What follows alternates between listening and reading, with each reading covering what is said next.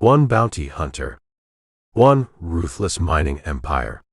One train crossing the deadliest mountains in the West. Villain of Peace. Chapter 1. The wind did not merely blow across the high timber, it hunted. It tore through the jagged granite peaks and screamed down the eastern slope, carrying a bitter payload of dry, driving snow. The ice crystals flew sideways, sharp as ground glass, scouring the bark from the ancient Douglas firs and burying the mountain trail under drifts of suffocating white. Eldridge Sample sat his bay gelding and let the animal find the path. The horse knew the treacherous footing beneath the snowpack, stepping with a deliberate bone-deep caution. Frost coated the bay's dark mane and crusted around its flaring nostrils. With every exhaled breath, a plume of thick white vapor snatched away into the gale. Eldridge wore a thick canvas duster over a layered wool shirt. The river crossings in the lower valleys had soaked the hem of his coat days ago, and the fabric had long since frozen solid. It draped around his thighs like a shell of gray iron, cracking loudly whenever he shifted in the saddle. He had a faded wool scarf pulled tight over his nose and mouth, leaving only his eyes exposed to the biting cold. He stopped the horse near a cluster of snow-draped boulders. He brushed the frost from his eyelashes with a stiff leather glove and stared through the swirling whiteout. 40 yards down a steep, treacherous grade, a structure broke the natural contour of the land. It was an old line shack, thrown together with rough-cut pine logs and sealed with clay chinking that the winter had mostly chewed away. A sagging roof of split cedar shakes groaned under the accumulated snowfall. Built to shelter summer cattlemen, the place offered a miserable refuge for anyone foolish enough to try and survive a high-country winter inside its walls. A thin, struggling ribbon of gray smoke drifted from a rusted iron stovepipe jutting through the roof. The wind immediately grabbed the smoke, tearing it to shreds against the dark tree line. Eldridge swung his right leg over the cantle and dropped into the deep snow. The crust broke under his boots, burying his legs to the knees. He patted the bay's frosted neck, speaking a few quiet words lost instantly to the storm. He tied the leather reins to a sturdy ice-coated pine branch, leaving just enough slack for the animal to turn its back against the wind. He unhooked the rawhide loop, securing the Colt Peacemaker in his holster.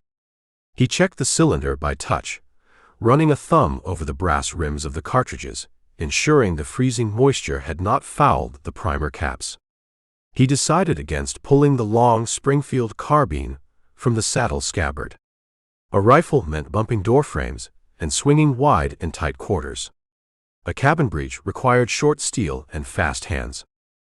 Eldridge waded down the slope. The snow muffled his approach, burying the crunch of his boots. He kept his posture low, using the trunk of a dead spruce to break his silhouette as he closed the distance. He reached the front wall of the shack. He pressed his left shoulder against the frozen pine logs. The wood radiated a faint, desperate chill. Through the howl of the storm, he listened to the interior. Wood popped and hissed inside an iron stove. A man coughed, a wet, rattling sound that spoke of lungs filling with fluid from the altitude and the damp air. A tin cup clattered against a hard surface. Garrett was awake. Eldridge studied the door. Solid pine planks secured with forged iron hinges. The latch sat on the left, an old drop-bar mechanism meant to keep bears out of the provisions. He shifted his stance in the snow, finding the solid granite beneath the powder. He brought his right boot up and drove the flat of his sole directly into the wood beside the latch plate.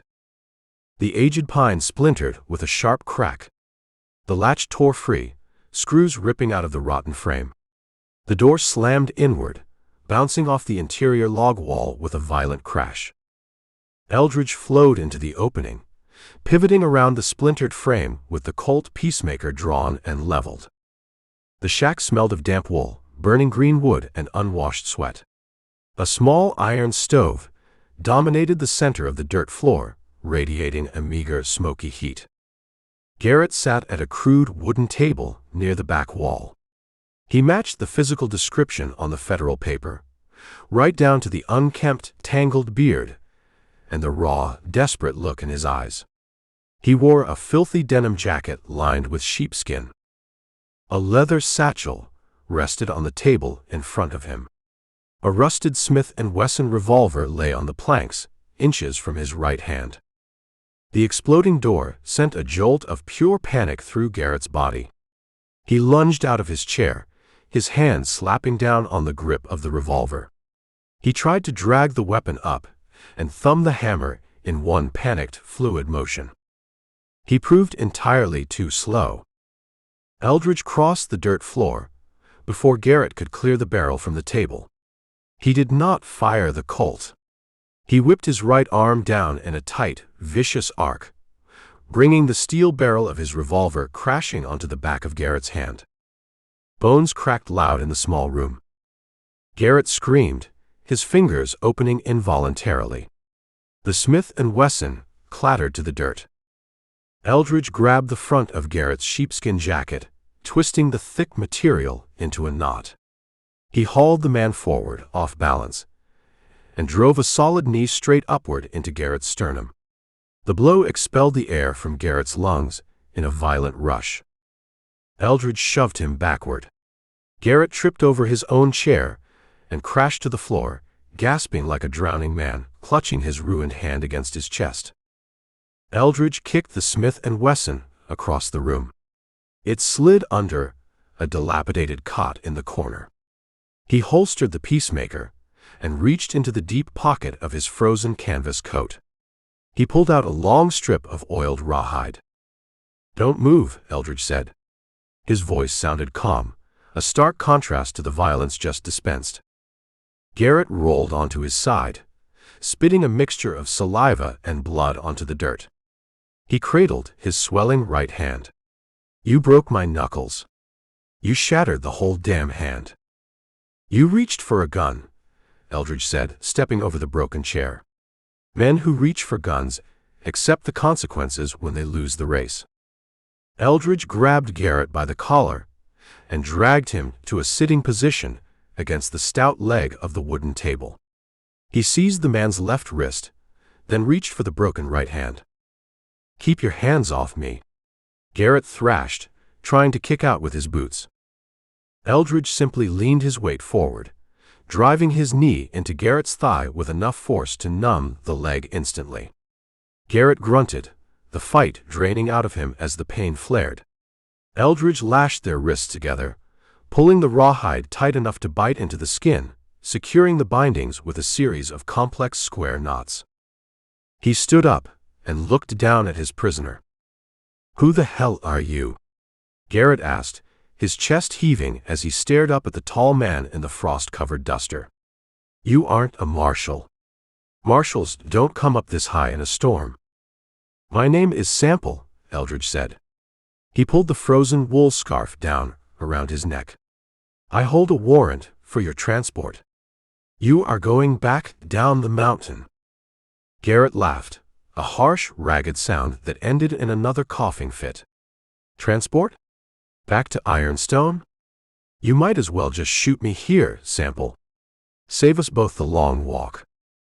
"The paper pays for a living man," Eldridge said. He turned his attention to the wooden table. He picked up the leather satchel, resting near a half-empty tin cup of stale coffee. He unbuckled the straps and pulled the leather flap back. Stacks of federal greenbacks and small cloth sacks of minted gold coins filled the interior. "You robbed the Ironstone mining combine," Eldridge said, looking at the money. "You took their payroll." "I took what they owed," Garrett spat. He leaned his head back against the table leg. "Hiram Cross starves his miners. He pays in company scrip that buys rotten flour and watered whiskey at his own store. I just made a withdrawal." "You also put a bullet in a foreman named Miller on your way out the door," Eldridge said. He buckled the satchel closed and slung the long leather strap across his shoulder. "Miller drew on me first," Garrett argued. He was one of Cross's attack dogs, a thug with a badge pinned to his shirt. It was him or me. The reasoning makes no difference to my contract, Eldridge said. The federal judge in Denver signed the paper. I collect the bounty. You don't understand the town, Garrett said, his voice taking on a frantic, pleading edge. Hiram Cross runs that entire valley. He owns the sheriff, he owns the mayor, and he owns the magistrate. You drag me into Ironstone, Cross will have his men take me from you. He wants me dangling from a rope in the town square to make an example for the other miners. And he'll kill you just for standing in his way. Cross runs a mining camp, Eldridge said. He walked over to the small iron stove and held his bare hands out toward the radiating heat, thawing his stiff fingers. He pulls coal and silver out of the dirt. He respects a ledger. I intend to balance mine. He's a butcher, Garrett yelled, struggling against the rawhide binding his wrists. He doesn't care about a piece of paper from Denver. You take me down there, we both end up dead in the slag piles. Eldridge turned away from the stove. He walked back to Garrett, reached down, and hauled the man to his feet by the lapels of his sheepskin jacket. Garrett swayed, favoring his bruised leg, his face pale underneath the grime. You have a choice, Garrett, Eldridge said, his voice dropping to a low, pragmatic register. You can walk out that door, mount a horse, and ride down the trail. Or I can drag you behind my saddle through the drifts. The federal warrant demands a pulse. It says absolutely nothing about your comfort. Garrett stared into Eldridge's eyes. He searched for a trace of bluff, a hint of sympathy, or a willingness to negotiate. He found a man carved out of the same unforgiving granite as the mountain outside. My boots are soaked, Garrett muttered, dropping his gaze to the dirt floor. I'll lose my toes. Then walk fast, Eldridge said. He grabbed the collar of Garrett's jacket and shoved him toward the splintered doorway. They stepped out of the miserable warmth of the shack and back into the teeth of the blizzard. The wind instantly stole their breath. The biting cold slammed into them, freezing the sweat on their skin. The storm had intensified during their brief time inside, whipping the snow into a blinding frenzy that erased the tree line and obscured the sky. Eldridge pushed Garrett up the steep incline, forcing the captive to break the trail through the fresh powder. They reached the cluster of snow-draped boulders where the bay gelding waited. The horse had turned its hindquarters to the wind, its head lowered miserably against the onslaught. Eldridge untied the reins. He grabbed a spare length of rope from his saddle horn and fashioned a crude halter, looping it securely around Garrett's bound wrists, leaving a few feet of slack. Move, Eldridge commanded over the roar of the gale. Garrett stumbled forward, trudging down the narrow, invisible trail. Eldridge swung up into the saddle, settling his weight into the frozen leather. He spurred the bay horse, following the captive down the mountain, leaving the ruined line shack behind. They began the long, brutal descent toward the smog-choked valley below. Chapter 2. The transition from the biting, smog-choked street to the interior of the Blackwood Mining Combine headquarters hit like a physical blow. Eldridge shoved the stout oak doors inward. The brass hinges squealed, protesting the cold, before slamming shut and sealing the brutal winter outside. A cast-iron potbelly stove sat in the center of the expansive room, radiating a dry, suffocating heat that instantly turned the ice in Eldridge's short beard to water.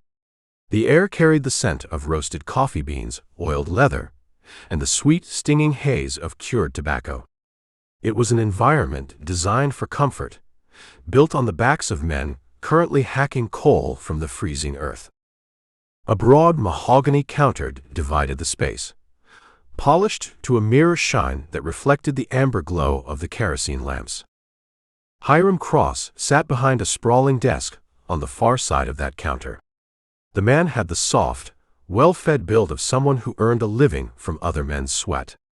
A tailored charcoal wool suit draped over his broad shoulders, framing a pristine white shirt. A gold watch chain looped across his vest, catching the light with every breath. He held a lit cigar clamped in his teeth, his pale eyes tracking the mud Eldridge tracked onto the imported rugs. 2 company enforcers flanked the room. Hired guns. The man on the left leaned against a steel filing cabinet. He had the lean, hungry build of a professional killer, his face bisected by a jagged white scar running from his earlobe to his jaw. A low-slung gun belt hung over his hips, cradling a matched pair of Remington revolvers. The polished wood grips showed significant wear. He carried himself with a dangerous, coiled tension, watching Eldridge with the predatory stillness of a striking snake. Let's call him Silas. The second man, a broad-shouldered brute named Boone, sat on a wooden stool near a closed back door. A short-barreled scattergun rested across his thick thighs. Boone looked bored, but his thumb hovered over the twin hammers. Eldridge stepped up to the mahogany counter. He hauled the hemp rope. Harlan stumbled forward, his frozen boots slipping on the polished hardwood, and slammed his chest into the wood. The captive shivered violently, his thin denim jacket dripping melting snow onto the pristine floorboards. Hiram Cross removed the cigar from his mouth. He exhaled a thick plume of blue smoke, letting it drift toward the tin ceiling. He studied Eldridge's dust-caked canvas duster, lingering on the melting ice and the dark grime coating the leather boots. Finally, he looked at the bound captive bleeding on the wood. "You drag filth into my office," Cross said, his voice a smooth, gravelly baritone. "You leave a trail of mud across my floors. This isn't a holding pen, stranger." "I bring federal business," Eldridge said. "Mud wipes off." Silas dropped his right hand, letting his fingertips brush the walnut grip of his nearest Remington. Eldridge froze his movement. He turned his head, just enough to lock eyes with the scarred enforcer. He offered a dead flat stare, holding the gaze until the silence in the room stretched taut. "I am reaching for a folded paper in my coat," Eldridge said. His tone remained perfectly level, completely devoid of adrenaline. "You clear leather, I put a bullet through your heart before your barrel clears the holster." Silas hesitated. He read the absolute calm radiating from the tall man in the canvas coat. A street tough bluffs, a professional states a fact. Silas recognized a man who understood the fundamental mechanics of violence. Slowly, deliberately, the enforcer moved his hand away from the gun butt, resting it on his belt buckle. Eldridge withdrew a folded telegraph sheet from his interior pocket. He tossed it onto the polished mahogany. It slid across the smooth wood and stopped inches from the edge of the desk. Cross stood. He smoothed the wrinkles from his expensive vest, walked to the counter, and picked up the paper. He unfolded it, his eyes tracking over the printed text. The only sound in the room was the crackle of the potbelly stove and Harlan's rattling teeth. "This is a federal transport writ," Cross said, tapping the paper against the wood. "It authorizes a $500 bounty for the safe delivery of this rustler to the railhead down in Denver." "I need your signature," Eldridge said. "I need the freight master at the yard to honor the transport order for the midnight outbound train. And I need the gold paid in full, right here on this counter." Cross chuckled. He dropped the paper, leaning his forearms on the mahogany. "You wander down from the ridge, and you think a piece of paper matters?" Cross asked. "This valley operates under Blackwood Combine jurisdiction. Federal writs hold absolutely no authority in my camp. We maintain our own justice." "The crime crossed state lines," Eldridge countered. "The warrant originates from a federal judge. Your company rules mean nothing outside this basin." "They mean everything inside it," Cross said. He pointed the glowing tip of his cigar at Harlan. "That piece of garbage stole company payroll 2 months ago. Worse, he shot a mine foreman named Miller during the robbery. put a slug in Miller's belly, and left him to scream in the dirt for 2 days before the rot took him. We want him for the gallows. We hang him in the town square tomorrow morning. My miners need a visual lesson in consequences. It keeps the shifts running on time. Eldridge took a slow breath, processing the spatial dynamics of the room. 2 armed men with clear lines of sight. A thick wooden counter offering minimal cover. A locked town waiting outside the doors. A captive worth a substantial sum shivering beside him. The federal government pays the bounty upon delivery, Eldridge said. You snap his neck on a rope, the paper turns worthless. I walk away with empty pockets. I hold no interest in your morale lessons or your dead foreman. Cross sighed, tapping ash from his cigar onto the immaculate floor. He reached into his pocket and pulled out a silver money clip. I'll offer $50, Cross said. A finder's fee for bringing him down the mountain. You leave the prisoner in my custody. You walk out those doors, board the midnight train alone, and ride out of the mountains with your life. $50 buys a lot of whiskey, friend. Harlan let out a panicked whimper. He twisted his bound wrists, straining against the hemp rope. He'll kill me, the captive rasped, his voice raw from the cold. He won't even wait for the dawn. He'll butcher me in the coal yard. Shut your mouth, Silas snapped from the filing cabinet. Eldridge ignored the enforcer. He rested his right hand on the mahogany counter. His long fingers hovered inches from his stomach, brushing the edge of his open canvas coat. The staghorn handle of his concealed Bowie knife rested snugly against his leather belt. He kept the Colt Peacemaker holstered on his hip. The tight quarters and the wooden barrier favored the immediate, silent strike of the blade over the mechanical draw of the revolver. I take no deals, Eldridge said. I accept no finder's fees. I completed the hunt. I claim the full wage. You misunderstand your position, Cross said, his voice dropping an octave. The amusement vanished from his pale eyes, replaced by a cold, corporate cruelty. You stand in a sealed room. My men hold the weapons. You lack any leverage in this negotiation. I hold all the leverage, Eldridge said. I read the room the second I walked in. Eldridge shifted his weight to the balls of his feet, his muscles coiling under the wet canvas. The man by the door sits too far away, Eldridge explained, his voice conversational, as if discussing the weather. He fires that scattergun. The blast spread shreds your beautiful desk and tears your chest apart before a single pellet reaches me. The man with the Remingtons telegraphs his intent. His holsters sit too far back on his hips for a clean, fast draw. He has to pull up and forward.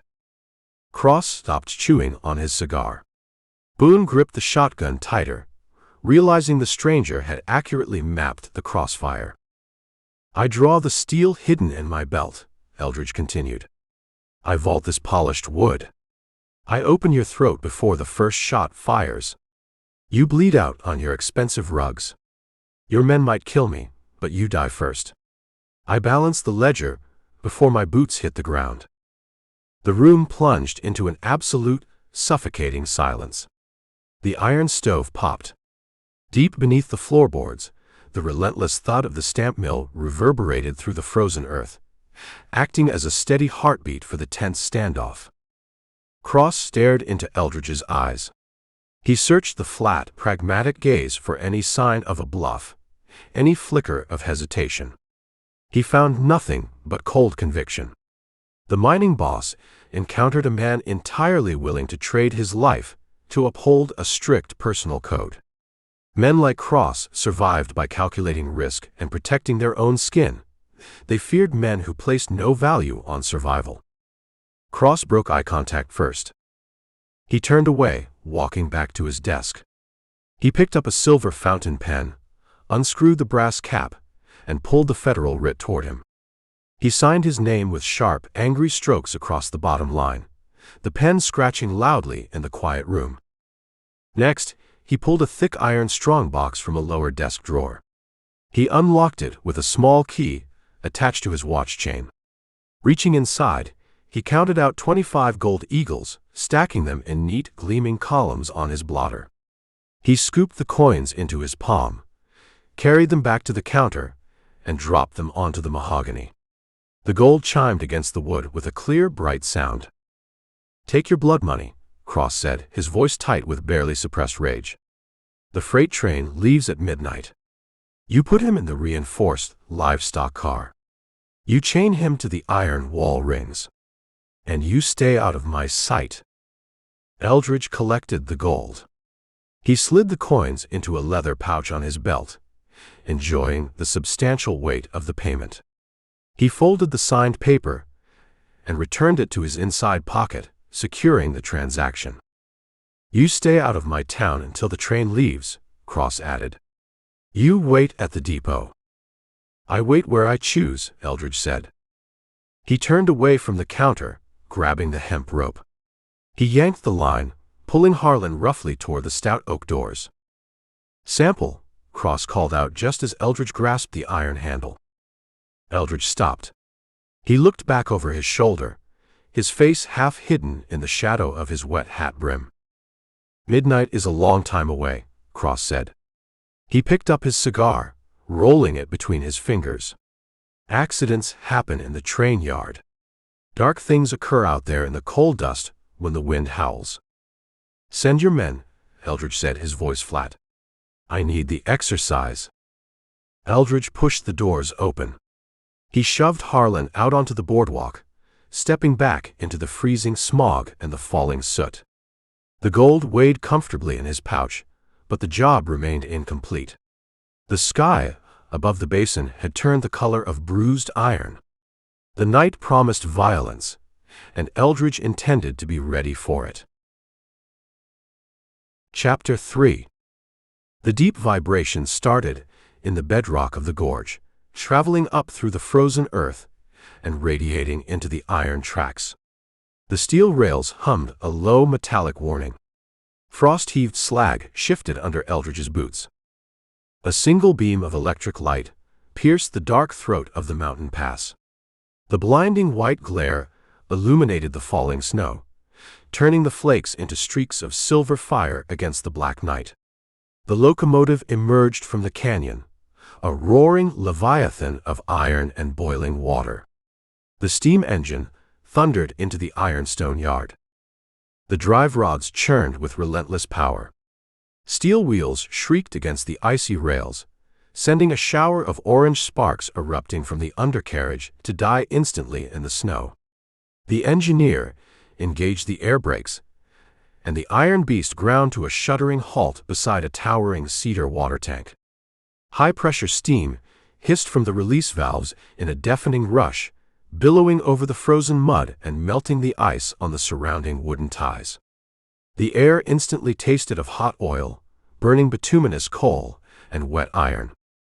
Eldridge stood beside a slatted livestock car near the rear of the train. He kept his right hand resting casually near the Colt Peacemaker on his hip, his eyes fixed on the engine cab. A man climbed down the iron ladder, holding a brass kerosene lantern. He wore grease-stained canvas overalls, and a thick wool cap pulled low over his ears to fight the wind. The trainman stepped onto the slag and swung the lantern, cutting a yellow beam through the swirling steam. The light swept over the parked coal hoppers and illuminated the dark mud of the yard. The beam caught the body of Boone, the shotgun enforcer from Cross's office, lying dead in the muck. The trainman froze mid-stride. He shifted the lantern beam, illuminating Silas, the scarred gunman, sprawled a few feet away.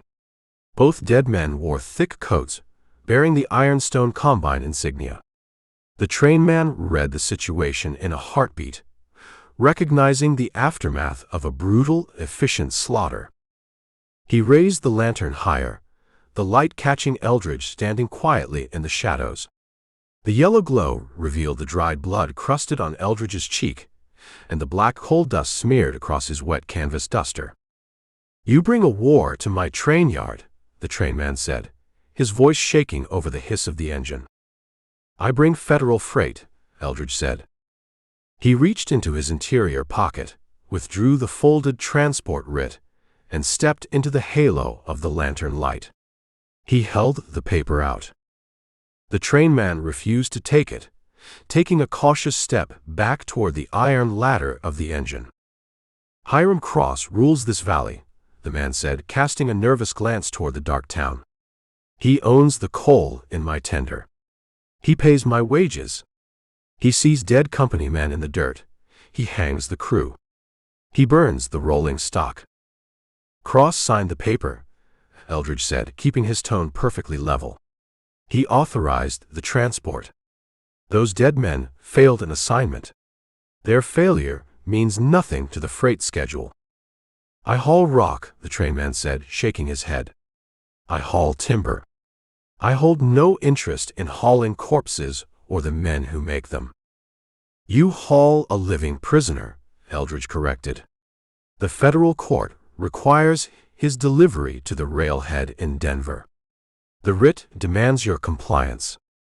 You run the engine. I guard the cargo. You ignore the company politics." The trainman stared at the dead men in the mud, then measured the blood on Eldridge's face. He assessed the Springfield carbine resting against a wooden crate nearby, and the Colt riding on Eldridge's hip. The calculation proved simple. The immediate threat standing in front of him vastly outweighed the hypothetical wrath of the mining boss. "We take on water," the trainman said, his shoulders slumping in defeat. "We drop the empty hoppers. We leave the yard in 15 minutes. You load your cargo. You keep the violence out of my cab. You keep the bloodshed in the livestock cars." The man turned his back, walking swiftly toward the water tower. He grabbed the thick iron chain dangling from the overhead chute and hauled the spout down to the tender tank. Water rushed into the reservoir with a deafening, cavernous roar. Eldridge returned the paper to his coat and walked back to the bay horse. The animal hated the noise and the acrid smell of the steam engine, stamping its hooves and tossing its head in the falling snow. "Steady," Eldridge murmured, grabbing the leather halter and stroking the animal's thick neck. He led the horse away from the slatted car, locating a sealed wooden boxcar 3 lengths down the line. Unlatching the sliding door, he pulled it open on its iron tracks. The interior smelled of dry pine shavings and old grain, a welcome reprieve from the freezing smog outside. He lowered the wooden loading ramp. The horse balked at the steep incline. Eldridge wrapped the lead rope around his fist, stepped onto the ramp, and applied steady, relentless pressure until he dragged the animal up the wood and into the dark car. He tied the rope to a stout iron crossbeam, leaving no slack for the horse to tangle its legs during the journey. He checked a wooden water trough bolted to the wall. Ice glazed the bottom, but it held a gallon of frozen water. He shattered the ice with the brass pommel of his Bowie knife. "You endure the ride," Eldridge told the horse, patting its flank one last time. He exited the boxcar, hauling the wooden door shut and dropping the iron latch to secure his primary means of survival. Walking back to the slatted livestock car, the wind ripped through the gap between the train cars, carrying a fresh barrage of biting snow. He opened the slatted door and climbed into the freezing interior. Garrett sat huddled against the wooden wall, shaking with violent, uncontrollable tremors. The thin denim jacket offered no protection against the mountain winter, and frost coated his unkempt beard and eyebrows. The hemp rope secured his wrists tightly to an iron bull ring bolted to the floorboards. "The cold kills me," Garrett said, his teeth clicking together in a rapid staccato. "My blood turns to ice. I can't feel my fingers." Eldridge stood over him, reading the physical deterioration in the man's slumped posture. A dead bounty paid no gold, and the captive required a basic level of maintenance to survive the grueling journey through the pass. "Stand," Eldridge commanded, Garrett struggled, his joints locking from the freezing temperature. He used the wooden slatted wall for leverage, hauling his body upright and swaying unsteadily on his boots. Eldridge untied the complex knot at the iron ring, keeping the hemp wrapped tight around Garrett's wrists. He walked to the center of the car and pointed to a stout wooden shipping crate secured to the floorboards with iron brackets. "Sit on the wood," Eldridge said. "The floorboards freeze from the steel undercarriage. The crate elevates you from the frost." Garrett stumbled to the crate, collapsing onto the rough wood, and curling his knees to his chest in a desperate attempt to preserve his core heat. Eldridge retrieved a thick wool blanket from his saddlebags resting in the corner. He unfolded the fabric, shook the dust from the weave, and draped the wool over Garrett's shivering shoulders, pulling the edges tight around the captive's neck. "Keep the blanket wrapped tight," Eldridge advised. "You lose the heat, you die before we reach the summit." Threading the hemp line through a steel bracket on the side of the shipping crate, Eldridge tied a new, intricate knot, anchoring Garrett to the center of the room. This central position kept the captive away from the slatted walls and the worst of the biting wind. Garrett pulled the wool over his head, burying his face in his bound hands. "Cross sent his dogs," Garrett said, his voice muffled under the thick fabric. "I heard the gunshots while you were loading the horse. I heard the men die." Cross attempted a renegotiation, Eldridge replied simply. "He failed." "He holds the entire mountain range," Garrett insisted, panic rising in his tone. "He owns the telegraph lines. He owns the switch stations. He controls the high passes. You put me on this train. You put us in a moving coffin. He'll send riders ahead. He'll derail the cars or blow the trestles." "Cross counts his dead in the mud," Eldridge said, checking the action on his Colt. "He counts his lost gold, and he reevaluates his position. Men of business avoid expensive wars when a cheaper option exists." Eldridge walked to the sliding door, grabbing the iron edge and pulling it shut. He left a 2-inch gap for air circulation, letting the solid wood block the brunt of the storm. The interior of the car fell into deep, claustrophobic shadow. The locomotive whistle blew, a shrill, mournful scream cutting through the dark valley. The iron couplings slammed together as the engine engaged, sending kinetic energy traveling violently down the line of train cars. The impact hit the livestock car with a jarring jolt, throwing Garrett against the side of the crate as the wood groaned under the strain. Steel wheels spun on the icy tracks, slipping for a terrifying second before the engine dumped sand onto the rails. The wheels caught traction, and the train lurched forward. Eldridge rode out the jolt with practiced ease, widening his stance on the floorboards to keep his balance. The train began its slow advance, the steady rhythm of the steam engine echoing through the slatted walls. Iron wheels clicked over the rail joints as the pace increased, leaving the Ironstone settlement behind. The stench of sulfur and coal dust slowly faded, replaced by the clean, bitter scent of the mountain winter rushing through the gaps in the wood. Moving to the front corner of the car, Eldridge found a stack of empty burlap feed sacks. He kicked them into a pile, sat on the rough fabric, and leaned his back against the solid wooden corner post. He unbuttoned his freezing canvas coat, drawing the Colt peacemaker and resting the iron barrel across his thigh. He kept his thumb near the hammer, his eyes scanning the shadows. The interior offered minimal visibility, and the rhythmic clack of the tracks masked any outside noise, creating a dangerous sensory deprivation. The train began the steep, treacherous climb into the high granite passes, the grade tilting the floorboards severely. The engine labored under the immense weight of the freight, its chugging rhythm slowing to a determined, agonizing crawl. Eldridge settled into the cold darkness, watching the bound shape of his captive shivering under the wool blanket. The journey demanded constant, unyielding vigilance. A steel and wood box in the mountains offered 1,000 miles of isolation, turning them into a perfectly packaged target.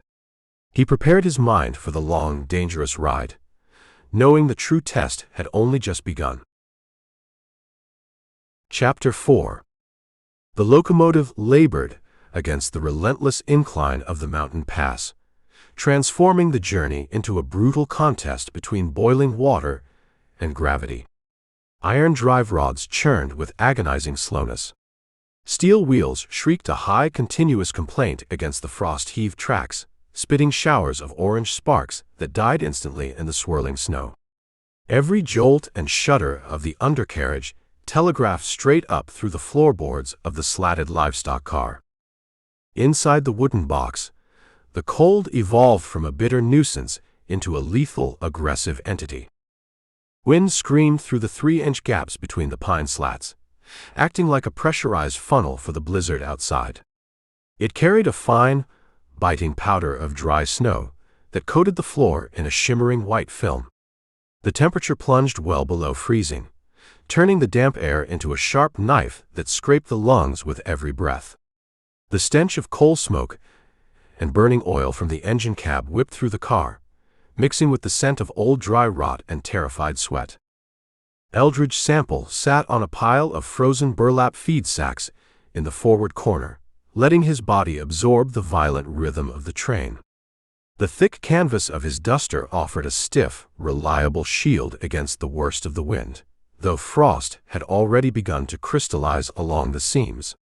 He kept his right hand ungloved, the skin pale and stiff, resting securely over the walnut grip of his Colt Peacemaker. A gloved finger inside a trigger guard invited a fatal fumble, and he intended to leave nothing to chance. Near the center of the car, Garrett resembled a discarded pile of rags. The captive sat anchored to the stout wooden shipping crate, huddled beneath the thick wool blanket Eldridge had provided. The man shook with violent, uncontrollable tremors. His denim jacket provided absolutely no defense against the mountain winter, and his teeth clicked together in a frantic, rattling staccato. "The engine dies," Garrett rasped, his voice barely cutting through the howl of the storm. He pulled the edges of the wool blanket tighter around his neck with his bound hands. The boiler bursts. We slide backward into the gorge and shatter into 1,000 pieces. "The engineer understands the capability of his machine," Eldridge said, not shifting his gaze from the shadows near the sliding doors. "He manages the steam pressure. He drops sand on the rails to keep traction. The train climbs." "You put a blind faith in a man who hauls rock for a living," Garrett countered, coughing a harsh, wet sound into the wool. "Hiram Cross controls the switches ahead. He locks us on a dead spur. We travel straight into a coffin." Eldridge let the silence stretch, listening to the rhythmic clack of the iron trucks passing over the rail joints. The captive spoke from a place of pure panic, but the underlying logic held true. A man who ran an entire mining valley did not simply write off a stolen payroll and a dead foreman. "Cross operates a business," Eldridge finally replied. "He protects his infrastructure. Derailing a freight train destroys miles of iron track. It shuts down his coal export for a month. Men of commerce avoid destroying their own ledgers for the sake of a hanging. He blows the trestle over Widow's Creek to secure his reputation," Garrett insisted, staring wide-eyed from beneath his blanket. "A stolen payroll demands a public, brutal response to keep the miners in line. He blames a winter storm for the collapse. The insurance replaces the rolling stock, and his enforcers pick my body out of the wreckage to string up in the town square." The logistics of that theory required explosives, men willing to freeze on a sheer cliff face while rigging dynamite, and a brazen disregard for collateral damage. Hiram Cross preferred cheap hired guns and quiet alleyway ambushes. Still, the isolation of the high granite passes offered the perfect stage for a slaughter. Eldridge pushed himself up from the burlap sacks. His joints popped in the freezing air, protesting the sudden movement. He walked to the center of the slatted car, maintaining a wide, balanced stance to counter the swaying floorboards. He tested the tension on the thick hemp rope anchoring Garrett to the iron bracket. The knot held firm, keeping the captive positioned safely away from the exterior walls and the biting wind. Moving to the slatted pine walls, Eldridge peered through the narrow horizontal gaps. Absolute darkness dominated the exterior, broken only by the chaotic swirl of falling snow. The train traveled entirely blind through the blizzard, hemmed in by invisible, towering granite peaks. The livestock car provided excellent ventilation for cattle, but it offered absolutely no cover for a gunfight. A coordinated volley of lead from the outside would shred the interior, turning the open space into a meat grinder. The primary vulnerabilities remained the two wide sliding doors on either side of the car.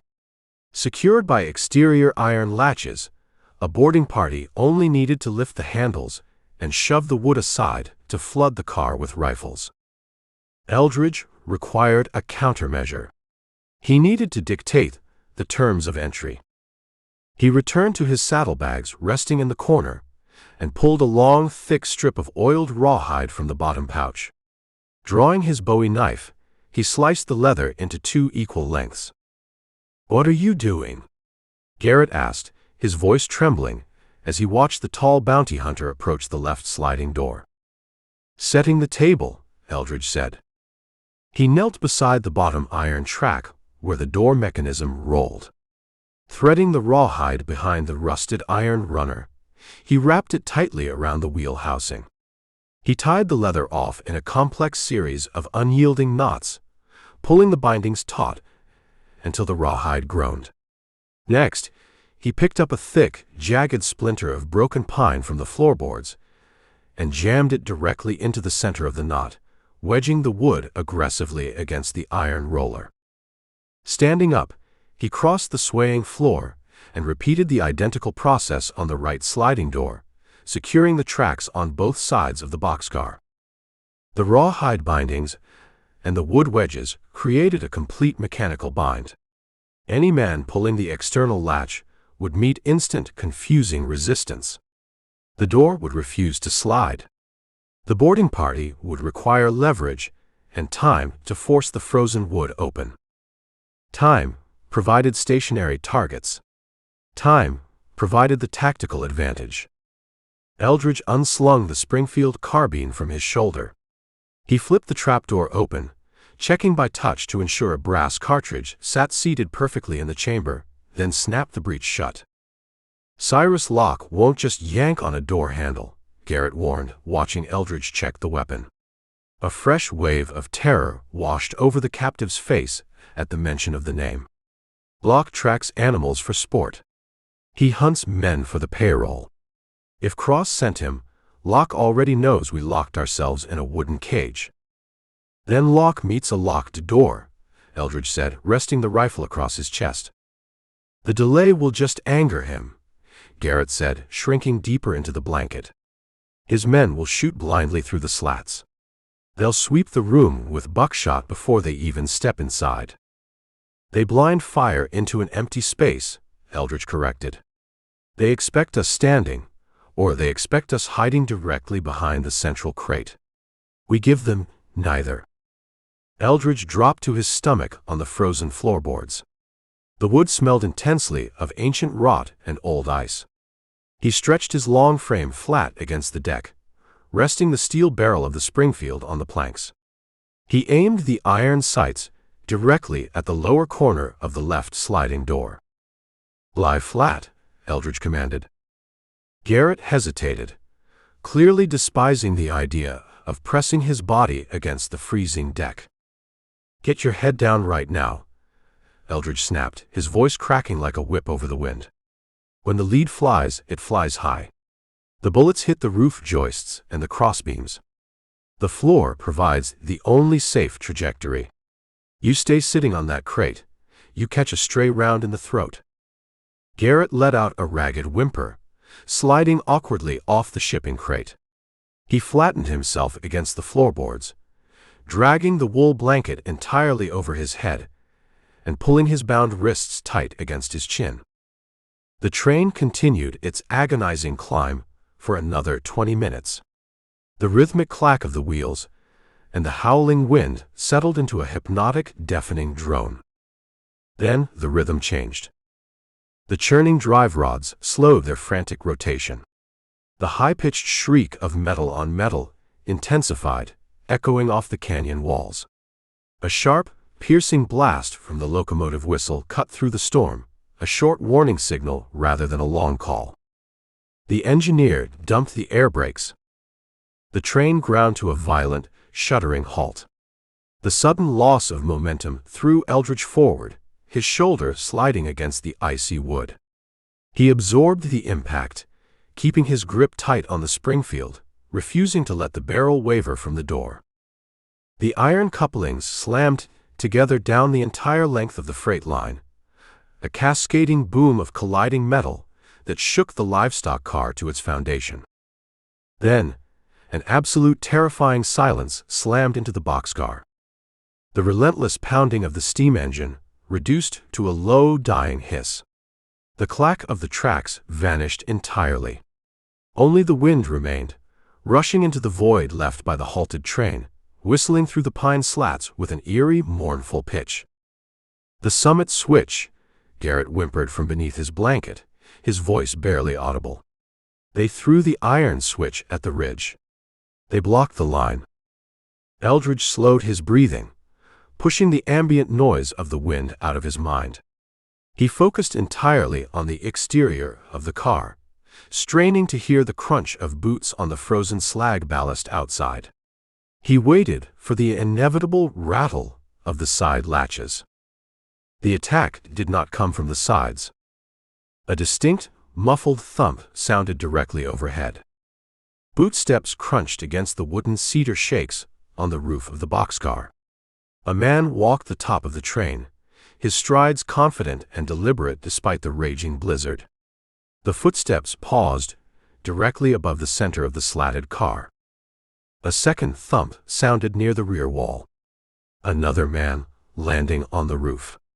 They had boarded the train while it labored up the final, slowest grade, jumping from a canyon overhang or a water tower onto the moving cars. Eldridge read the shift in tactics instantly. Cyrus Locke had sent a specialized crew. These men avoided the front doors and the obvious choke points.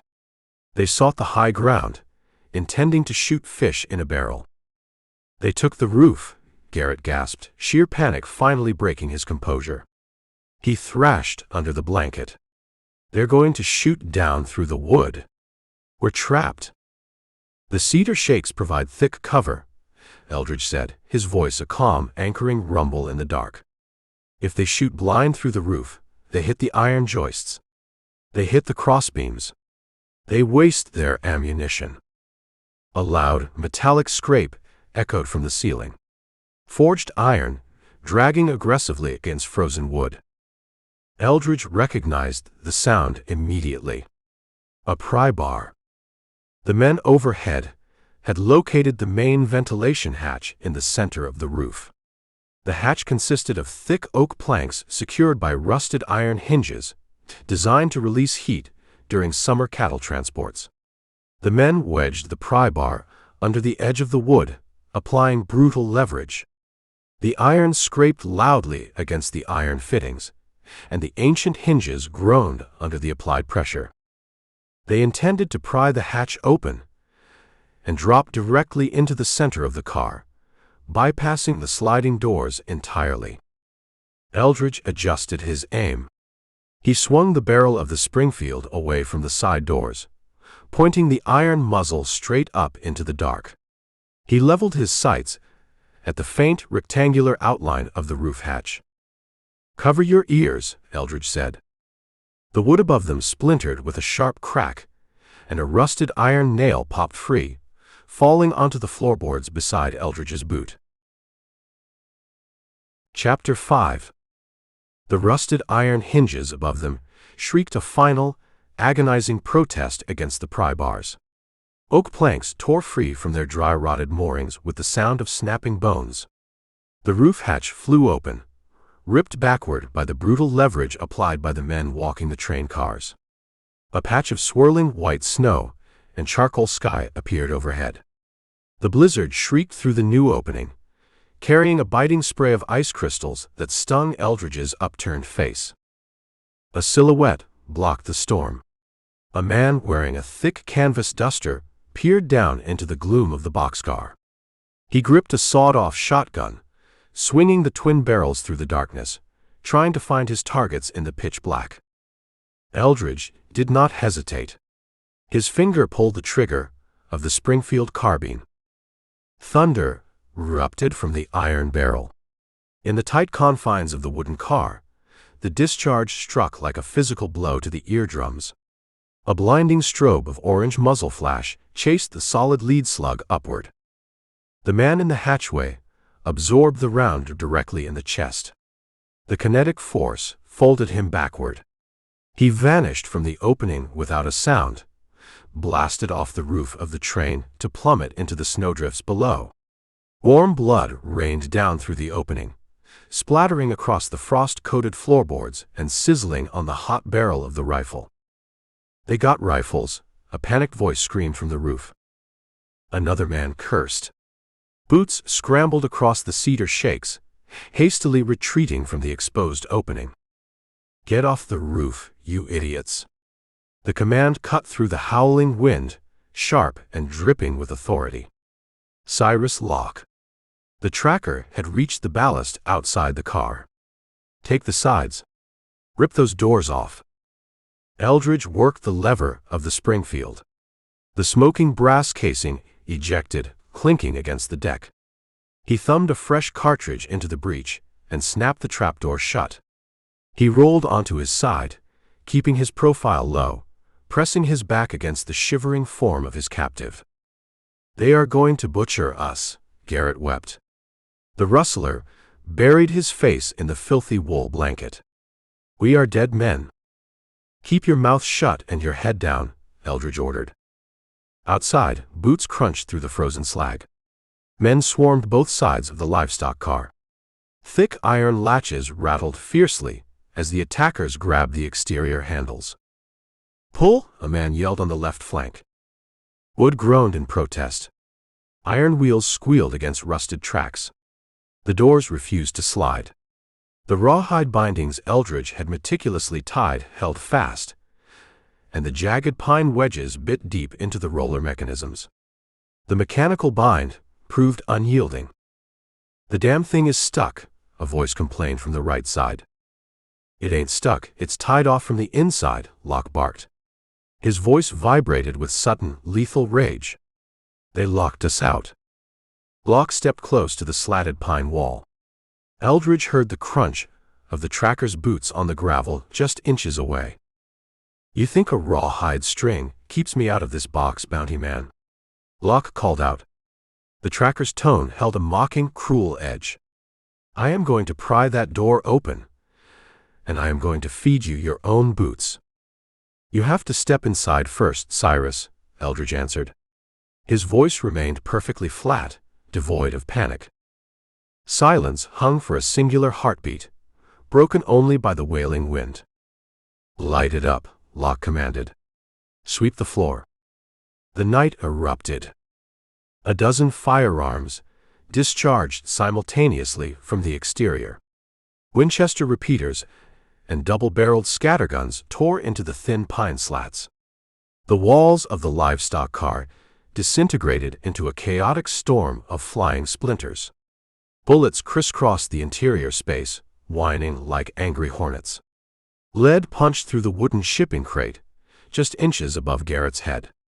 Another volley shredded the burlap feed sacks in the corner, filling the air with a dusty haze of ancient oats. From the next car over, the bay horse shrieked in panic, kicking its iron-shod hooves against the separating wall. Eldridge pressed his cheek against the icy floorboards. He felt the vibration of the impacts shaking the deck. The air filled with the acrid stench of burnt sulfur, pulverized wood, and old dry rot. The crossfire was completely blind, born of frustration, but the sheer volume of lead made the enclosed space a death trap. They could not survive a sustained barrage. A stray bullet would inevitably find flesh. "We have to surrender," Garrett shrieked over the deafening gunfire. "You surrender to Locke. He puts a bullet in your gut just for making him stand in the cold," Eldridge yelled back. The barrage slowed as men paused to reload their weapons. The metallic clatter of levers and the snapping of breeches echoed through the blizzard. Eldridge needed an exit. He could not dictate terms from inside a wooden sieve. The right side of the train faced a steep embankment leading up the mountain. The left side faced a plunging gorge, choked with deep untrammeled snowdrifts. He chose the gorge. "When I tell you to move, you throw off the blanket and dive for the left door," Eldridge instructed. He grabbed Garrett by the collar of his denim jacket. "It is a cliff," Garrett protested. His eyes widened in absolute terror. "It is a snowbank," Eldridge corrected. "And it is the only path that doesn't end in a firing squad." Eldridge crawled toward the left sliding door, keeping his belly pressed to the frost-coated floor. He reached the jammed iron roller mechanism. His rawhide knot remained taut, the pine wedge firmly locked in place. He could not untie it quickly, not with frozen fingers and armed men reloading outside. He required a brutal solution. He pressed the muzzle of the Colt Peacemaker directly against the rusted cast-iron housing that held the track wheel. He turned his face away and pulled the trigger. The revolver barked. The point-blank impact shattered the brittle cast-iron into a dozen jagged shards. The wheel collapsed, freeing the door from the track. Before the smoke cleared, Eldridge holstered the Colt. He rolled onto his back and drove both of his boots violently into the solid wood of the sliding door. The timber blew outward, no longer anchored by the bottom track.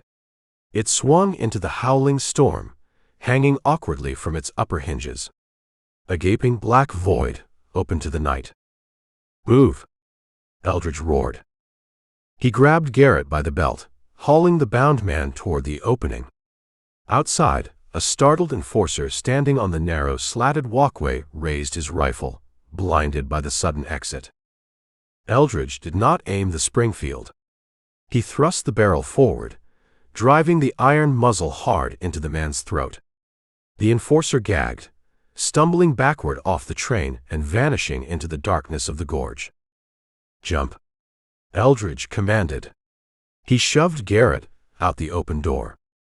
The captive let out a terrified wail as his boots left the wooden deck. He plummeted into the swirling white abyss. Eldridge followed instantly. He tucked the rifle tightly against his chest, launched himself through the splintered doorway, and abandoned the iron leviathan. Gravity took hold. The freezing wind roared in his ears, stripping the breath from his lungs. He fell through absolute darkness, tumbling toward the unseen bottom of the ravine. Impact arrived with a jarring, breathless thud. He slammed into a deep, powdery snowdrift. The fresh precipitation acted as a cushion, absorbing the lethal velocity of the fall. The cold enveloped him completely, packing into his collar and up his sleeves. He rolled down a steep, hidden incline, thrashing against the powder until his boots found solid earth beneath the drifts. He came to a halt. His lungs burned as he gasped for the thin mountain air. Above him, the silhouette of the halted freight train loomed on the high tracks, a dark iron spine against the gray storm clouds. Muzzle flashes continued to stroke the darkness as Locke's men poured lead into the empty boxcar, completely unaware their prey had vacated the premises. Eldridge pushed himself out of the deep snow. He shook the white powder from his canvas duster. The frozen fabric cracked loudly. He checked the Springfield carbine, clearing the action of snow, ensuring the weapon remained functional. A muffled groan sounded a few yards away. Eldridge waded through the waist-high drift. He found Garrett buried up to his chest, thrashing weakly against the suffocating white powder. The captive's wool blanket had tangled around his bound wrists, trapping his arms. Eldridge reached down, grabbing the fabric, and hauled the rustler out of the snowbank. "I am broken," Garrett gasped, spitting snow from his beard. "My leg is shattered." Eldridge knelt, running a firm, practiced hand along Garrett's shins and thighs. The captive winced, but the bones remained intact. "You are bruised," Eldridge said, standing back up. "Pain means the blood still flows." "They will hear us," Garrett whispered. He cast a terrified glance up at the tracks. "The storm hides the noise," Eldridge said. He looked down the desolate, snow-choked ravine. "But Locke has eyes. When they breach that car and find it empty, they will look down. They will see the craters we left in this bank." Eldridge grabbed the hemp line, trailing from Garrett's bindings. He wrapped it securely around his left fist. The gorge stretched out before them, a brutal canyon walled in by steep granite cliffs. Without the bay horse, without the saddlebags left behind in the other car, their survival margin shrank to a razor's edge. The mountain offered no warmth, no sanctuary, only an endless expanse of driving snow and biting wind. "We walk," Eldridge stated. He turned his back on the halted train. "We find shelter before the tracker finds our trail." He pushed into the deep powder, carving a trench through the pristine winter landscape. Garrett stumbled behind him, the hemp rope pulling taut with every sluggish step. The captive's teeth rattled a frantic staccato. "Where do we go?" Garrett pleaded, to Eldridge's back. "Away from the iron," Eldridge replied, not breaking his stride. "We find a roof, or we find a grave." Chapter 6. The snowdrift, at the bottom of the ravine, acted as a freezing vice. It swallowed Eldridge up to his chest, packing tightly against his canvas duster and stealing the warmth from his muscles. High above them on the iron tracks, the chaotic roar of gunfire abruptly ceased. The sudden absence of rifle blasts left a ringing void, quickly filled by the mournful shriek of the mountain gale whipping through the granite corridor. Eldridge pushed his gloved hands into the packed powder, creating a crude shelf, and hauled his body upward. The frozen crust broke around his waist. He spat a mouthful of bitter, icy crystals and scanned the steep embankment. 40 feet up the slope, yellow lantern light flared against the swirling gray storm. The beams cut through the falling snow, illuminating the splintered, gaping doorway of the livestock car they had just abandoned. "They bailed," a voice yelled from the tracks. The shout drifted down the embankment, distorted by the wind, but the furious edge remained unmistakable. "The box is empty, Cyrus." They blew the track and jumped. Eldridge did not linger to listen to the rest of the report. He waded through the deep drift, driving his knees high to break the trench, moving toward a depression in the snow where Garrett had landed. The rustler lay curled on his side, his face buried in the white powder. The long drop had knocked the wind from his lungs, leaving him gasping like a landed trout. His bound hands pawed weakly at the snow. Grabbing the collar of the denim jacket, Eldridge hauled the man to his feet. "My ribs," Garrett wheezed, stumbling against Eldridge's chest. "I cracked my ribs on the fall. I cannot breathe." "You are breathing enough to complain," Eldridge said, keeping his voice a low, gravelly whisper. "Keep your mouth shut." Sound travels downhill. Up on the ridge, the tracking crew organized their pursuit. "Get the ropes," Cyrus Locke barked, his voice projecting a lethal, unyielding authority. "Tie off on the iron trucks and rappel down the grade. Dobbs, you take the left flank. Ketchum, take the right." They landed in deep powder. They left a trail a blind mule could follow. Eldridge looked down at the trench he had just carved in the snowdrift. The tracker spoke the truth. The pristine winter landscape recorded every step, creating a glaring, undeniable roadmap leading directly away from the drop zone. Escaping the immediate vicinity required a physical exertion they could barely afford, and it required a deception. "Walk," Eldridge instructed, shoving Garrett forward. They pushed into the gloom of the gorge, moving parallel to the iron tracks above. The snow reached their thighs. Every step required lifting the leg entirely out of the powder, pushing forward and stomping down. The grueling exertion immediately flooded Eldridge's thighs with burning lactic acid. Garrett stumbled at the end of the hemp rope, his frozen boots slipping on hidden rocks beneath the drifts. The man offered no resistance, driven entirely by the primal terror of the armed men descending the embankment behind them. Eldridge scanned the terrain ahead, his eyes searching the dark, rocky walls of the ravine. The wind funneled through the gorge, biting at their exposed skin.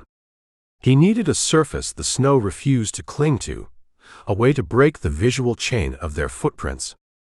50 yards away, a sheer shelf of dark slate jutted out from the canyon wall, creating a shallow, jagged overhang.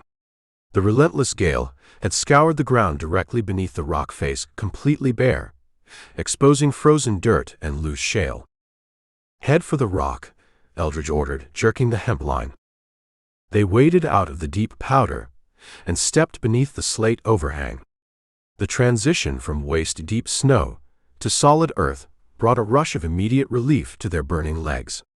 The rock above them blocked the falling snow, creating a dry, frigid pocket of air. Eldridge did not stop to rest. He turned back toward the trench they had just carved. "Stay against the wall," Eldridge told the captive. Drawing the staghorn Bowie knife from his belt, Eldridge stepped back to the edge of the snow. He reached out and grabbed a thick, dead branch from a fallen pine tree protruding from the drift. He dragged the jagged wood across the pristine powder, continuing the visual line of their trench, leading the disturbance past the slate overhang and pointing it deeper into the desolate, winding gut of the canyon. To complete the ruse, he ripped a small, frayed piece of denim from Garrett's torn jacket sleeve. He snagged the blue fabric on a sharp briar branch along the false path, letting it flutter visibly in the wind. Returning to the shadows beneath the slate shelf, he sheathed the knife and drew the Colt Peacemaker. He pressed his back against the freezing stone, pulling Garrett down beside him into a crouch. "Do not make a sound," Eldridge breathed, thumbing the hammer of the revolver. Minutes crawled by in agonizing slow motion. The cold seeped through the canvas duster, turning Eldridge's sweat to ice against his skin. His breath plumed in the darkness. Beside him, Garrett shook so violently his boots tapped a frantic rhythm against the loose shale. Eldridge planted a firm boot over the rustler's feet, pinning them down to silence the noise. A yellow beam of light sliced through the falling snow. 2 men waded into the gorge, holding storm lanterns high. They carried Winchester rifles, their faces wrapped in thick wool scarves to combat the biting frost. Dobbs and Ketchum. The enforcers trudged through the deep trench Eldridge had initially carved from the drop zone, following the path with grim determination. They approached the slate overhang, passing less than 20 feet from where Eldridge and Garrett crouched in the pitch black. "I cannot feel my toes, Dobbs," Ketchum complained, his voice muffled by the scarf. He paused, lifting his lantern to scan the driving snow. "We are chasing ghosts." They jumped 40 feet into the dark. "They likely broke their necks." "You find the bodies before you write the obituary," Dobbs replied, stepping forward. The lantern beam swept past the dark void of the overhang, illuminating the false trail Eldridge had created with the pine branch. The yellow light caught the torn piece of blue denim fluttering on the briar. Dobbs stepped toward the bush, plucking the fabric from the thorns. "They kept moving," Dobbs said, holding the denim up to the light. He pointed his rifle down the dark, winding path of the false trench. "They are heading toward the lower basin. Tell Cyrus we found the trail."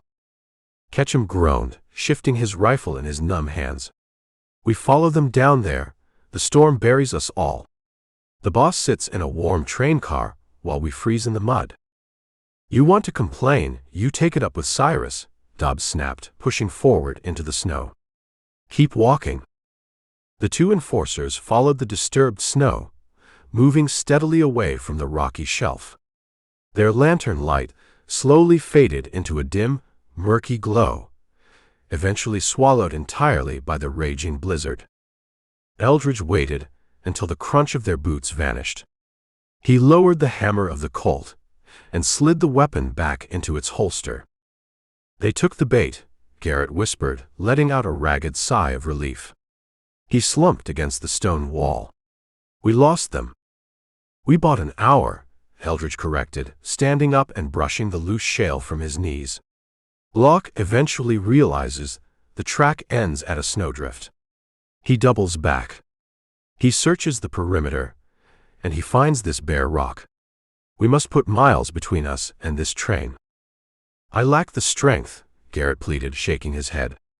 "My lungs feel like they are bleeding. Every breath tastes like copper.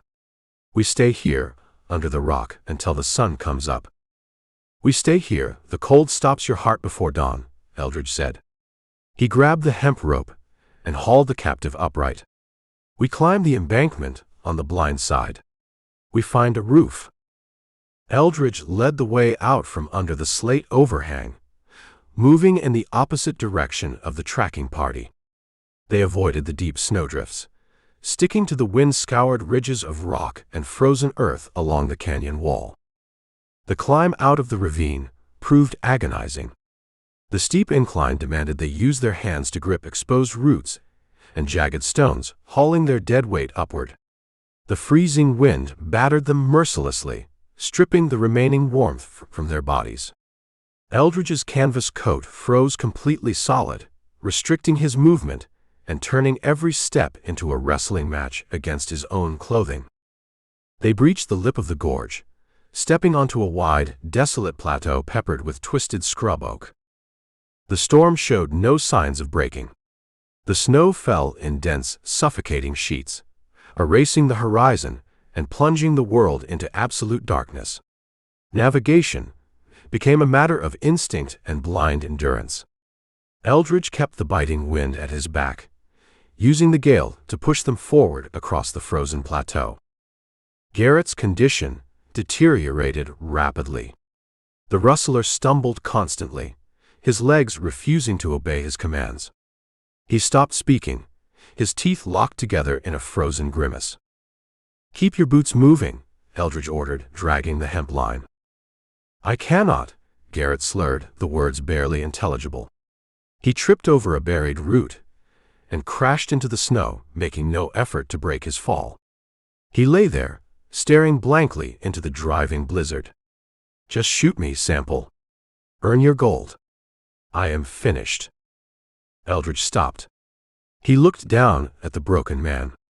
Survival in the high country often balanced on a knife's edge of willpower, and Garrett's blade had snapped.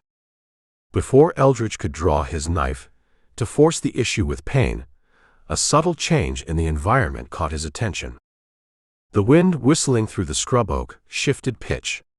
Instead of a wild, chaotic howl, the gale produced a low, resonant moan, indicating it was striking a large, solid obstacle nearby. Eldridge squinted through the swirling white powder. 50 yards ahead, a dark, blocky shape materialized against the gray night. It lacked the jagged, organic lines of a granite outcropping or a cluster of pines. It possessed straight edges, right angles. It was a building. Eldridge hauled on the rope, pulling Garrett up by the lapels of his frozen denim jacket. "You want to sleep," Eldridge said, pointing a stiff, leather-clad finger toward the dark silhouette. "You sleep under a roof. Walk." Garrett blinked, his foggy eyes struggling to focus on the structure. A tiny spark of desperate hope pierced his freezing apathy. He nodded weakly, leaning his weight against the taut hemp rope. They marched toward the shape, the snow dragging at their knees. As they closed the distance, the details resolved in the gloom. It was a sprawling, two-story timber building, built directly alongside an old, abandoned spur of the rail line. Weathered pine siding sagged under the elements. A large wooden loading door faced the tracks, flanked by slatted ventilation gaps. It was a railway depot barn, used for storing feed and resting draft animals. It meant dry floors, walls to block the wind, and insulation. It meant survival. Eldridge reached the wide sliding doors at the front of the structure. A thick crust of ice sealed the gap between the wood panels. Drawing the Colt Peacemaker, he used the heavy steel grip to shatter the frozen seal, the sharp cracks echoing into the storm. He shoved his shoulder against the timber, driving the door backward on its rusted iron track, and dragged his freezing captive into the dark sanctuary. Chapter 7. The storm lantern swung in a lazy arc, casting long, distorted shadows across the packed dirt floor of the relay barn.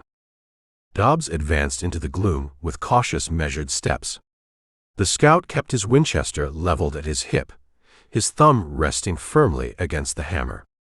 Melted snow dripped from the wide brim of his felt hat, striking the collar of his yellow slicker with a soft, rhythmic patter. He exhaled, sending a plume of white vapor floating upward into the dark rafters.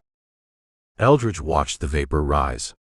He lay perfectly flat against the rough pine boards of the hayloft, peering over the edge.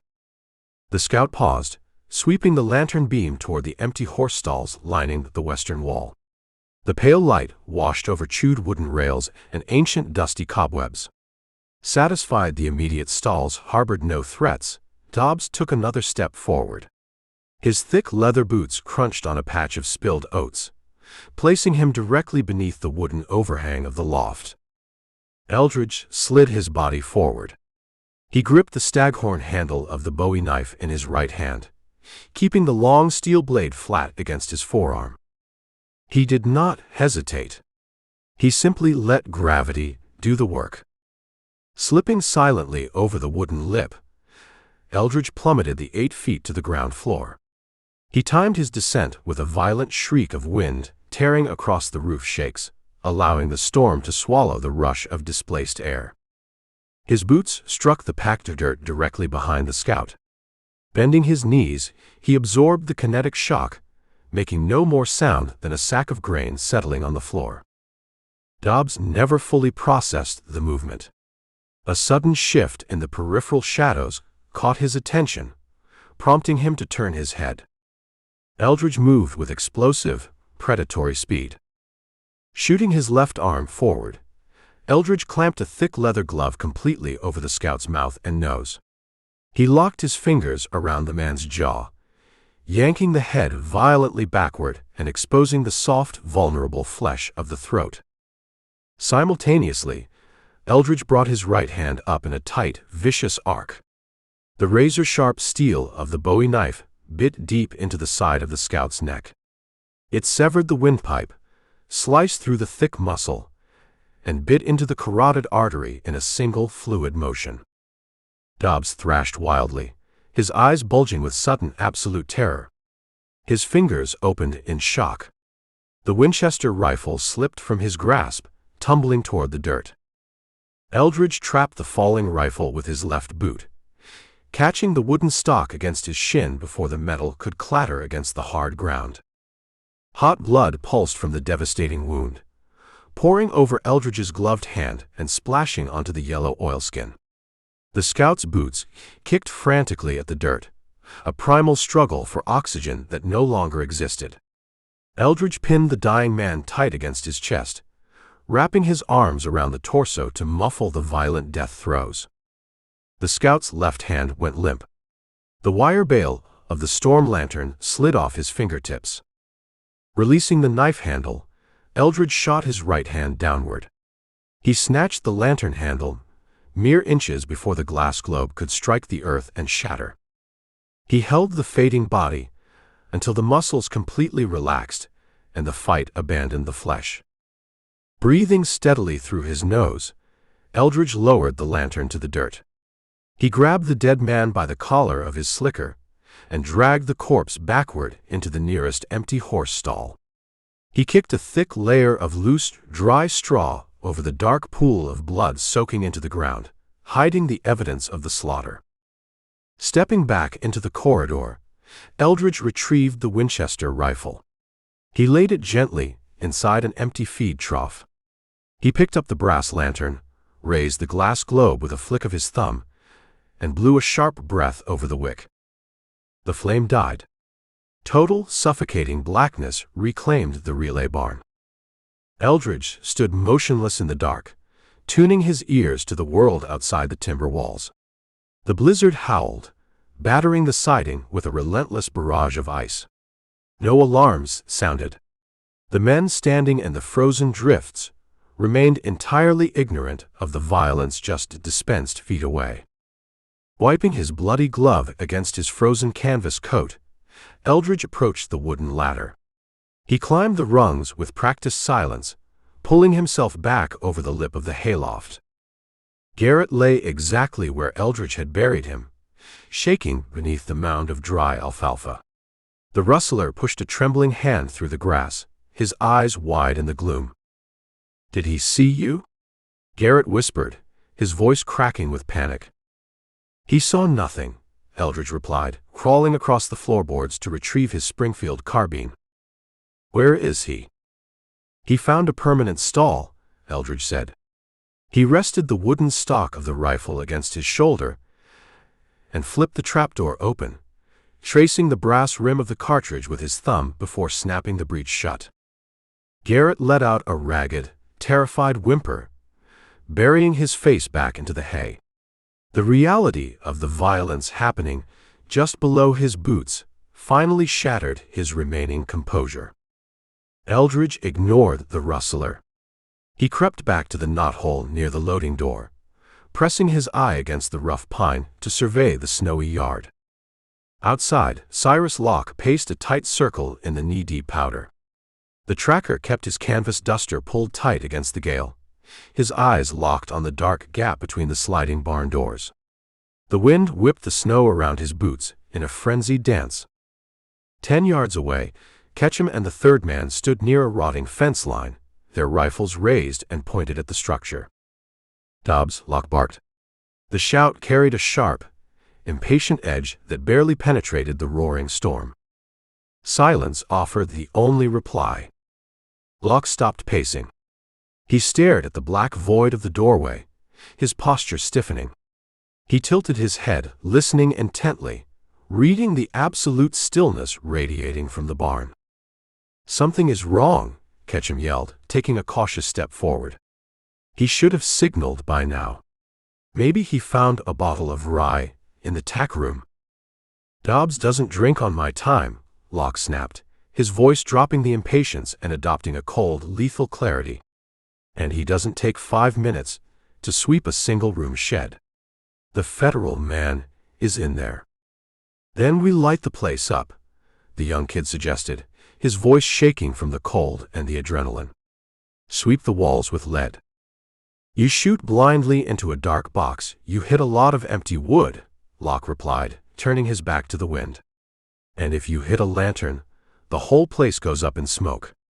We need those horses inside. We need the saddles. Cross wants this rustler breathing long enough to see a rope, and I intend to collect the wage." Locke unhooked a spare lantern from his belt, struck a sulfur match against his boot heel, and lit the wick. The yellow light painted his face in harsh, angular lines. "Ketchum," Locke ordered. "You take the kid. Go around to the back. There's an alleyway and a rear loading door. Kick it in. I push through the front. We squeeze him into the middle." "Cyrus, I don't like the dark," Ketchum protested, clutching his rifle tight. He put Dobbs down without a sound. "This drifter ain't a normal bounty rider. He breathes, he bleeds, and he dies," Locke said, stepping toward the sliding doors. "You want your gold, you kick the back door. Do it now." Ketchum cursed, spitting a dark stream of tobacco juice into the pristine snow. He gestured for the young kid to follow, and the two men waded through the drifts, circling the perimeter of the timber structure. Eldridge tracked their movement through the knothole. The tactical situation shifted. A coordinated assault from 2 entry points forced a division of focus. He required a way to break their timing. Leaving the peephole, Eldridge crawled backward over the hay. He moved toward the rear wall of the loft. A small, square pitch door, meant for tossing spoiled hay out to the back alley, faced the rear of the property.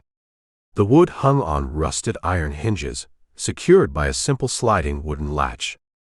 He knelt beside the pitch door, drawing the Colt Peacemaker from his hip holster. He thumbed the hammer back, resting the blued steel barrel against the pine siding. Below, boots crunched in the frozen mud of the back alley. "I can't see a damn thing," the young kid complained, his voice muffled by the thick timber. "Shut up and find the latch," Ketchum whispered back. Wood splintered as a boot kicked the exterior of the ground floor loading door. The rusted hinges shrieked, resisting the force. A second, more violent kick shattered the aged frame entirely. The wooden barrier burst inward, slamming against the interior wall. The freezing wind rushed into the ground floor, carrying a localized blizzard of white snow into the dark corridor. Ketchum stepped into the opening, holding his Winchester rifle tight to his shoulder. He peered into the blackness, searching the shadows for a target, completely focused on the empty horse stalls. Eldridge did not engage the men below. He stayed focused on his own plan. He reached out, gripping the wooden latch of the loft's pitch door. He slid the mechanism back and shoved the small door open with his boot. The young kid stood in the alley, looking up at the sudden movement. The moonlight caught his wide, terrified eyes. Eldridge shoved the barrel of the Colt Peacemaker out the pitch door, aiming straight down into the alley. He pulled the trigger. The .45 caliber slug tore downward, striking the young kid directly in the shoulder.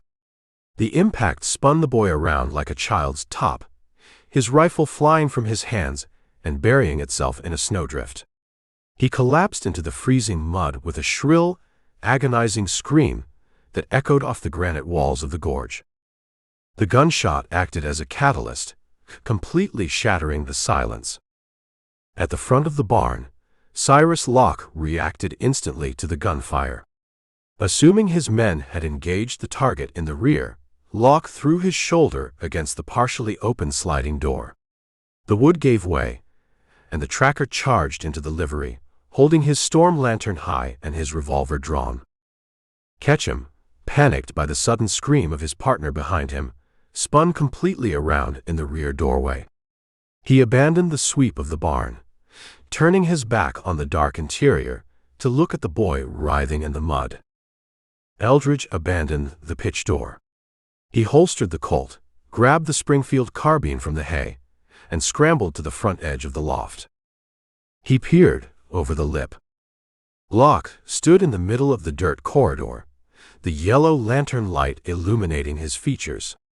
The tracker swung his revolver toward the loft, seeking the source of the gunshot. Eldridge dragged the heavy rifle to his shoulder, acquiring a clear sight picture on Locke's chest. Locke realized his mistake. He recognized the tactical disadvantage of holding a light source in a dark room while a rifleman held the high ground. Before Eldridge could squeeze the trigger, Locke hurled the storm lantern violently to the right. The brass casing struck a wooden support post. The glass globe shattered, splashing burning kerosene across a pile of dry straw near a feeding trough. Flames erupted instantly, a brilliant, frantic orange blaze that chewed into the dry grass and illuminated the entire front half of the barn. Locke dove in the opposite direction, hitting the dirt and rolling into the deep shadow of an empty stall just as Eldridge fired. The Springfield roared. The heavy slug sparked against the packed earth, exactly where Locke had stood a fraction of a second prior, kicking up a shower of dirt and small rocks. "Light it up!" Locke screamed from the shadows, firing 2 blind shots through the floorboards of the loft. The bullets punched through the pine planks, whizzing past Eldridge's canvas coat. Eldridge rolled backward, ejecting the smoking brass casing from his rifle and shoving a fresh cartridge into the breech. The fire near the trough grew rapidly, feeding on the ancient dry wood of the stall. The flames cast wild, flickering shadows across the rafters. The smoke banked upward, carrying the acrid scent of burning kerosene and scorched pine. At the rear of the barn, Ketchum finally recovered his nerve. Realizing the fight was inside, the enforcer turned back around and unleashed a volley of rifle fire into the loft ceiling, trying to suppress the shooter. Eldridge crawled to the central support beam, seeking the solid cover of the thick oak. He bumped into Garrett's legs. The rustler pushed the hay away from his face, staring in absolute horror at the orange glow spreading across the ceiling boards below them. He set the barn on fire. Garrett shrieked, coughing as the smoke began to seep through the floor planks. "We are going to burn alive." Eldridge racked the hammer of his rifle, his eyes fixed on the stairwell ladder. The situation demanded an immediate exit. The sanctuary had transformed into an incinerator. "Get on your feet," Eldridge ordered, grabbing the collar of Garrett's jacket. "We leave right now." Chapter 8. The fire refused to behave like a contained campfire. Fed by ancient, dry timber and scattered alfalfa, the blaze chewed through the ground floor stalls with a ravenous, crackling hunger. Thick columns of black smoke banked against the pine rafters, trapping the intense heat inside the enclosed barn. Up in the hayloft, the temperature shifted from a brutal freeze to a suffocating bake in a matter of minutes. Eldridge grabbed the back of Garrett's denim jacket, hauling the terrified rustler upright. The air tasted of scorched pitch and kerosene. A gray haze drifted across the floorboards, stinging their eyes and clawing at their throats. "The ladder offers a death trap," Eldridge shouted, his voice barely cutting through the roar of the climbing flames. "Locke watches the rungs from the shadows. We take the feed chute." "I can't see," Garrett shrieked, rubbing his bound hands frantically against his watering eyes. "We are going to roast." "Only if you stay," Eldridge replied. He shoved the stumbling captive across the loft, moving away from the central support beam and heading for the rear corner of the structure. Beneath them, the relentless crackle of burning pine grew louder, punctuated by the sharp snaps of breaking floor joists. "Cyrus, the kid is bleeding out in the mud." Ketchum's voice drifted up through the smoke, echoing from the alleyway door. The enforcer sounded frantic, his nerve clearly fraying. "The drifter shot him. We need to pull back." "You hold your ground," Locke barked from the front corridor. The tracker's tone lacked any trace of panic, operating on pure, lethal pragmatism. "The federal man has to breathe. The smoke flushes him down to us. Keep your rifle pointed at the stairs." Eldridge reached the far corner of the loft. A square opening, cut into the planks, served as a drop for loose hay, leading directly down into the enclosed tack room on the ground floor. It offered a blind descent, but it bypassed the fatal crossfire waiting at the main ladder. He grabbed Garrett by the shoulders and positioned him over the opening. "Drop straight down," Eldridge ordered. "Bend your knees when you hit the dirt. Do not scream, or Ketchum shoots through the wall." Garrett looked into the dark, smoke-filled square. He shook his head wildly, digging his boot heels into the floorboards. "It's too high. I'll snap my legs." "A broken leg still sits in a saddle," Eldridge said. Before the rustler could mount another protest, Eldridge planted a firm hand on Garrett's chest and shoved him backward into the void. The man vanished with a short, stifled yelp, followed immediately by the dull thud of a body impacting the earth below. Eldridge did not hesitate. He slung the Springfield carbine tight across his back, grabbed the edge of the floorboards, and swung his legs into the chute. He let gravity pull him down, landing squarely in a pile of discarded saddle blankets. The tack room felt like the inside of a brick oven. Acrid smoke hovered inches above the dirt floor. Garrett lay curled in a fetal position, coughing violently into his coat sleeve. From the adjacent stalls, a terrifying high-pitched scream shattered the air. The bay gelding thrashed against the timber gates of its pen. Iron shoes battered the wood, in a frantic primal desperation. A horse trapped near a fire quickly succumbs to sheer panic, becoming just as lethal as any gunman. "Stay on the floor," Eldridge told Garrett, drawing the Colt Peacemaker from his hip. Kicking the tack room door open, Eldridge stepped into the main corridor. The eastern wall of the barn was a sheet of roaring orange flame. Blistering heat washed over his canvas coat, turning the frozen fabric pliable and damp. Locke remained hidden somewhere in the swirling gray fog near the front entrance. Ketchum lingered near the rear loading doors, trapped between the blizzard outside and the inferno inside. Eldridge kept low, letting the dense smoke conceal his movements. He crept toward the holding pen where the bay horse battered the gate. The animal reared, its eyes wide and wild, foam flecking its lips. A large wooden water trough sat just outside the stall.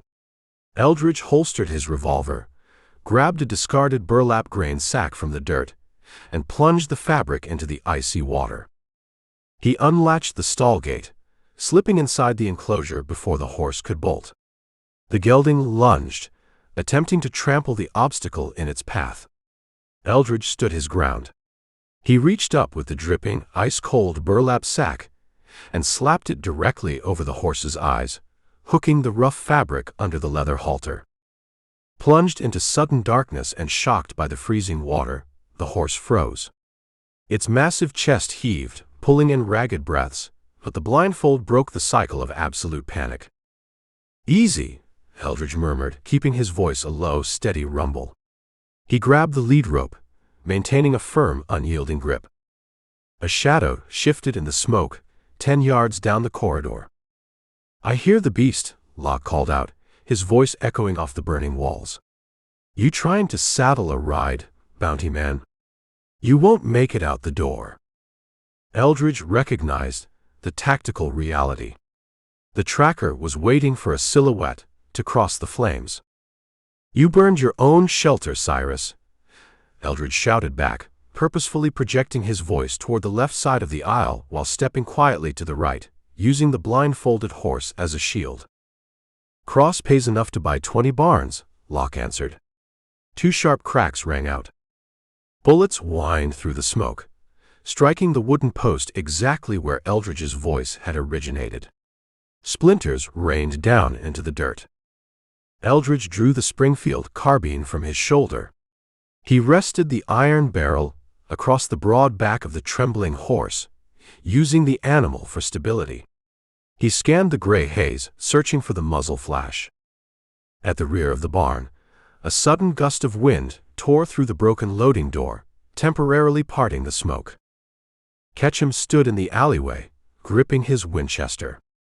The enforcer saw the outline of the horse and the man standing beside it. Panic overrode his discipline. Instead of aiming, Ketchum raised the rifle to his shoulder and fired wildly. The bullet grazed the horse's flank, carving a shallow, bloody furrow across the hide. The gelding shrieked, rearing up despite the blindfold. The sudden movement knocked Eldridge's aim off target. Eldridge adjusted instantly. He ignored the thrashing animal, locked his sights on Ketchum's position in the doorway, and pulled the trigger. The .45-70 roared, a deafening thunderclap that temporarily overwhelmed the sound of the fire. The large-caliber slug struck Ketchum in the stomach. The force of the impact doubled the man over, throwing him backward into the swirling snow of the alleyway. "Ketchum is down," Eldridge called out, his voice flat and calm. He racked the lever of the rifle, ejecting the spent brass into the dirt, and loaded a fresh round. "You stand alone, Locke." A dry, bitter laugh drifted through the smoke from the front of the barn. "I hunt better alone," Locke replied. Eldridge watched the shifting shadows. The fire reached the upper loft, igniting the stored alfalfa. A shower of burning embers rained down upon the ground floor, lighting the corridor with a chaotic, flickering brilliance. In that sudden burst of light, Eldridge caught a glimpse of movement. A yellow storm slicker darting between 2 burning stalls. Locke was attempting to flank him, using the noise of the collapsing roof to mask his approach. The tracker moved with incredible stealth, keeping a low profile, closing the distance rapidly. Eldridge slapped the flank of the bay horse, sending the blindfolded animal stumbling forward down the aisle. The gelding crashed into a wooden support post, creating a loud, distracting commotion. Locke reacted to the movement, spinning toward the horse and raising his revolver. Eldridge stepped out from the shadows of the tack room.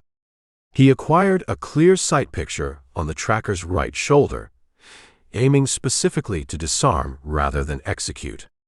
He needed to preserve his ammunition and leave the burning structure before the roof caved in entirely. He squeezed the trigger. The Springfield cracked. The bullet tore through the canvas duster, striking Locke directly in the meaty portion of his upper arm. The impact spun the tracker around, tearing the revolver from his grip. Locke hit the dirt, clutching his ruined shoulder, a sharp hiss of pain escaping his lips. "You owe me a coat, bounty man," Locke grunted, struggling to push himself backward into the shadows of an empty pen. Blood poured freely down his sleeve, soaking the yellow canvas. Eldridge did not waste a bullet to finish the job. The structural timbers above them groaned, a deep, agonizing sound of failing wood. The roof was preparing to collapse. "We collect the debt in the snow," Eldridge said, turning his back on the wounded tracker. He grabbed the horse's lead rope and hauled the animal back toward the tack room. He kicked the wooden door open, finding Garrett still cowering on the floorboards. "Get up and grab the saddle horn," Eldridge commanded, hauling the rustler to his feet. "We leave now, or we burn with the rats." Garrett did not argue. The blistering heat sapped his will to resist. He wrapped his bound hands tightly around the leather pommel, using the horse to keep himself upright. Eldridge led the way toward the rear loading door. The flames licked at the ceiling directly above them, dropping burning flakes of ash onto their shoulders. The stench of scorched hair filled the air as the embers singed the horse's mane. They reached the shattered doorway. The frozen body of Ketchum lay half buried in a snowdrift just outside the threshold, a stark contrast to the inferno raging inside. Eldridge shoved the door completely open, breaking the remaining rusted hinges. The blizzard hit them instantly. The transition from blistering, suffocating heat back into the pitch-black, freezing gale shocked their systems. The wind screamed through the gorge, driving icy snow into their faces and instantly cooling their sweat-soaked clothes. Eldridge yanked the wet burlap sack from the horse's eyes. The gelding blinked against the driving snow, taking a deep, panicked breath of the freezing mountain air. "Keep moving," Eldridge yelled to Garrett, pulling the horse into the deep drifts of the back alley. Behind them, the roof of the depot barn finally surrendered. With a catastrophic, booming crash, the flaming cedar shakes collapsed inward. A massive plume of orange sparks and black smoke erupted into the night sky, briefly illuminating the jagged granite peaks of the gorge, before the storm swallowed the light once again. They stood in the waist-deep powder, the frozen wind tearing at their coats. The sanctuary was gone, reduced to a pile of burning cinders. Ahead lay nothing but a vast, unforgiving expanse of white. Eldridge gripped the Springfield carbine tight against his chest, turned his back to the flames, and began carving a fresh trench into the relentless mountain snow. Chapter 9. The radiant warmth of the burning depot barn died the moment they rounded the first granite outcrop. The blizzard swallowed the orange glow entirely, replacing the inferno with an absolute, suffocating void of driving white snow. Eldridge Sample waded into the gorge, using his boots to carve a fresh trench through powder that reached his thighs. The transition from the sweltering heat of the tack room to the brutal mountain gale shocked their systems. Sweat froze instantly against their skin. The wet canvas of Eldridge's coat hardened into a rigid shell, cracking like dry kindling with every grueling step. He held the bay gelding's lead rope wrapped tight around his left fist. The horse acted as a plow, its broad chest pushing through the deep drifts, breaking the trail. The animal snorted continuously, exhaling thick plumes of vapor that the wind snatched away before they could rise. Behind the horse, Garrett stumbled along at the end of a taut hemp line. Eldridge had secured the rustler's bindings to the saddle horn, leaving just enough slack for the man to walk in the compressed tracks left by the iron-shod hooves. The pace felt agonizingly slow. The wind screamed down the rock walls, carrying shards of ice that scoured their exposed faces like ground glass. The biting cold gnawed through the layers of wool and denim, seeking the warm marrow underneath. "We need to stop," Garrett wheezed. The captive's voice barely carried over the roar of the gale. Frost coated his wild beard, fusing the hair into a solid block of ice against his jaw. "Just for a minute, Sample. Let me catch my breath." "You stop, your blood slows down," Eldridge yelled back, not breaking his stride. He kept his eyes squinted against the stinging precipitation, searching the murky gloom for the outlines of the high timber. "Your blood slows, the frost takes your toes. Keep moving." "I can't feel my boots anyway," Garrett cried out, his tone pitching upward into raw panic. "My legs are dead wood. I can't keep going." "You don't need to feel them," Eldridge said. "You just need to pick them up and put them down." They pushed onward, navigating blindly through a landscape stripped of all color and definition. The steep incline of the mountain pass demanded a relentless physical exertion. Eldridge's lungs burned, starved for oxygen in the thin, freezing altitude. He detached his mind from the suffering, focusing entirely on the mechanics of survival. One boot forward. Shift the weight. Drag the other leg through the powder. Repeat. An hour bled away in the whiteout. The terrain grew rougher, the smooth drifts hiding jagged stones and treacherous dips. A sharp tug on the lead rope jerked the bay horse to a halt. The animal tossed its head, flattening its ears against the stinging wind. Eldridge stopped and turned around. Garrett lay face down in the snow. The rustler had tripped over a submerged root and lacked the strength to catch his fall.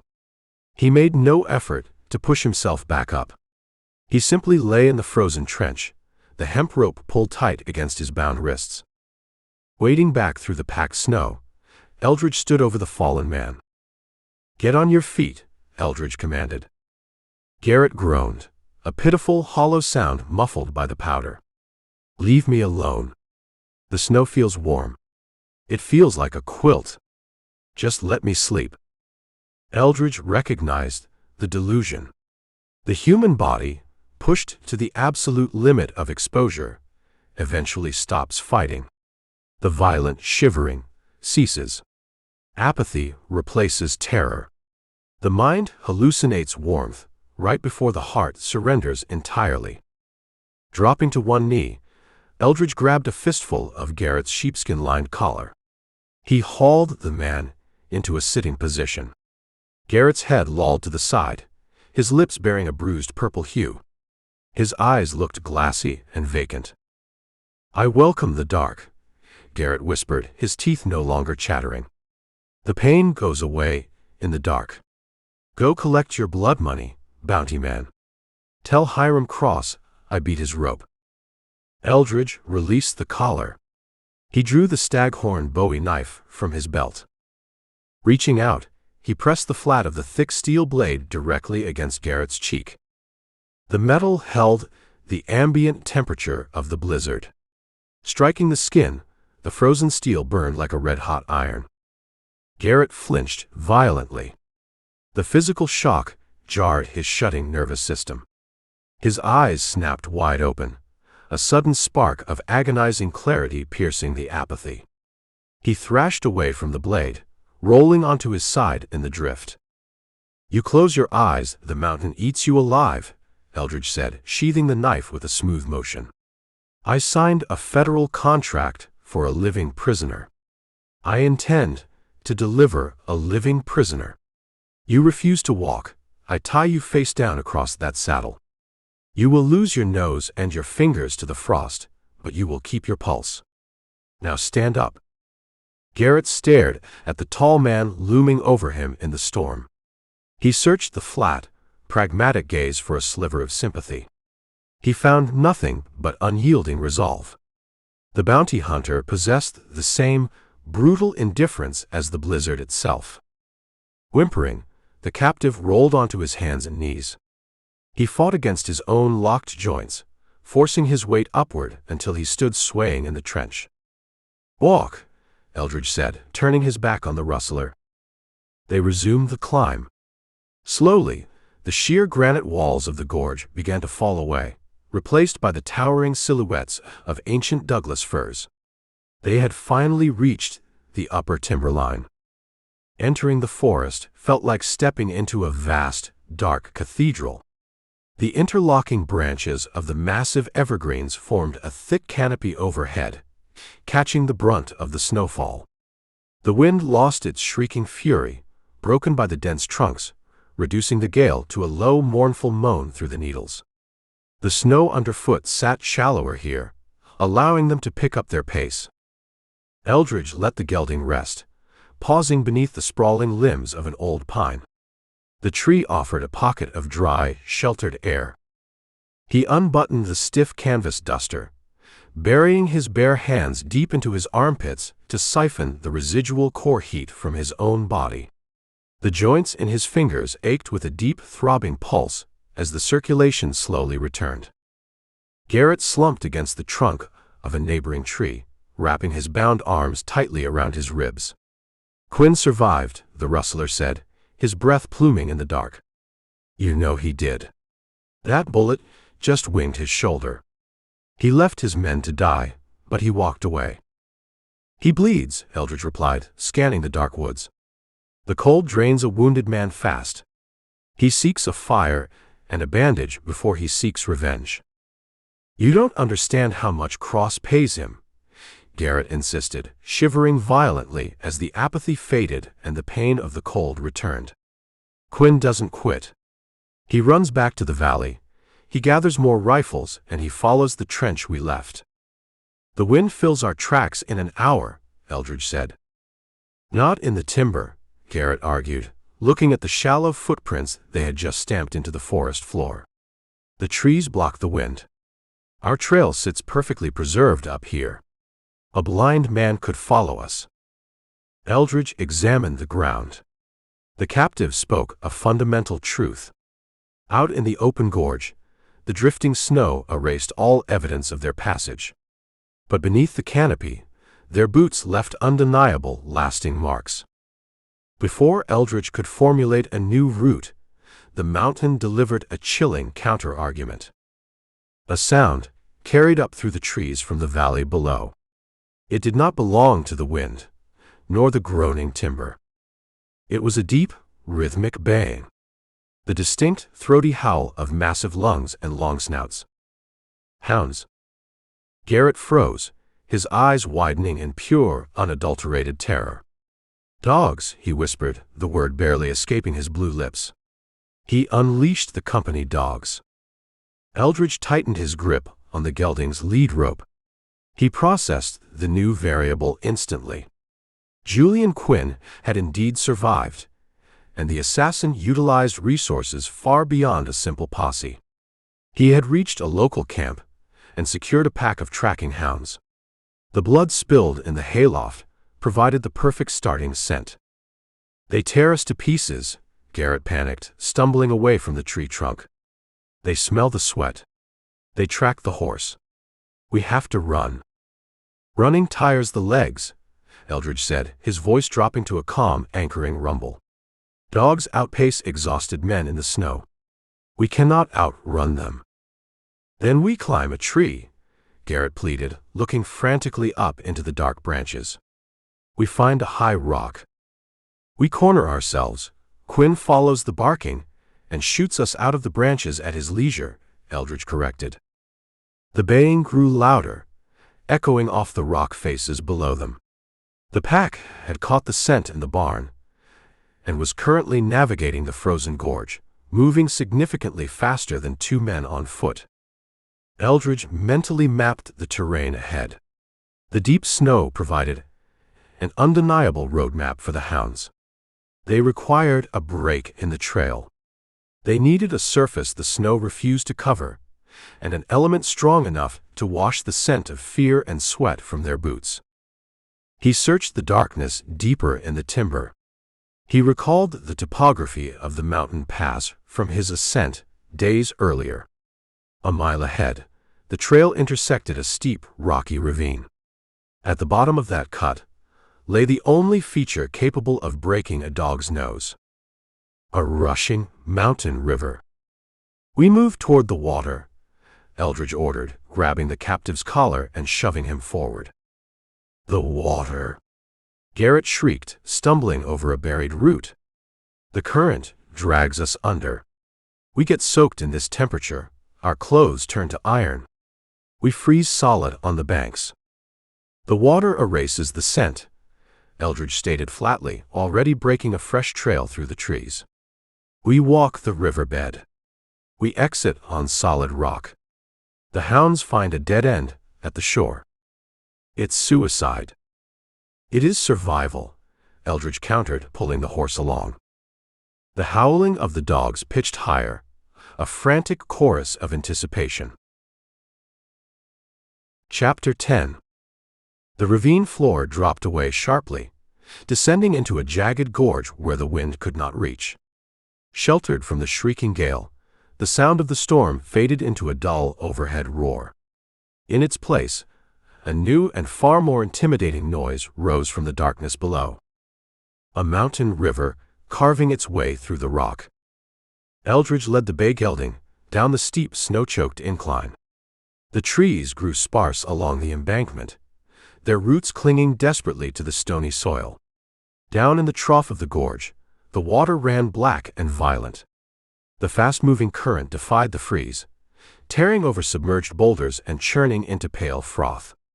A treacherous shelf of jagged, frosted ice bordered the banks, extending only a few feet before giving way to the rushing liquid. Behind the horse, Garrett balked. The rustler dug the heels of his frozen boots into the snow, hauling back on the hemp rope.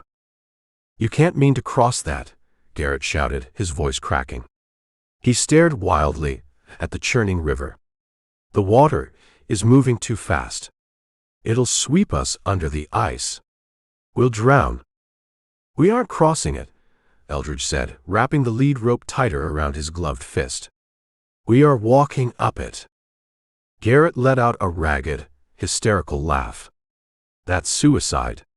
My clothes are already freezing to my skin in the open air.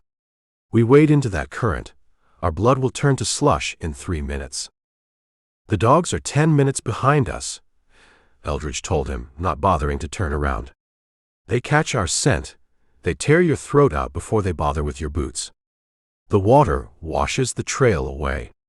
Now keep your feet under you and follow the animal." Eldridge stepped onto the ice shelf. The frozen crust groaned under his weight, spiderweb fractures shooting out from his boot treads. He tested the footing, searching for the edge of the drop-off. The bay gelding refused to follow. Smelling the frigid water and hearing the chaotic rush of the rapids, the horse flattened its ears and planted its front hooves. The animal snorted, tossing its head to rip the reins from Eldridge's grip. 1,000 pounds of terrified muscle required domination. Eldridge did not coax the beast. Stepping back onto the snow, he grabbed the leather halter near the iron bit and twisted his wrist, pulling the horse's head downward in a brutal, unyielding bind. "Step!" Eldridge growled, putting his shoulder against the horse's jaw and shoving it toward the ledge. The horse lunged forward to escape the pressure. Its iron-shod hooves struck the ice shelf.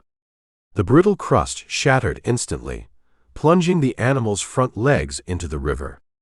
The beast shrieked, a high, panicked whinny, thrashing against the water as the freezing current swept over its knees.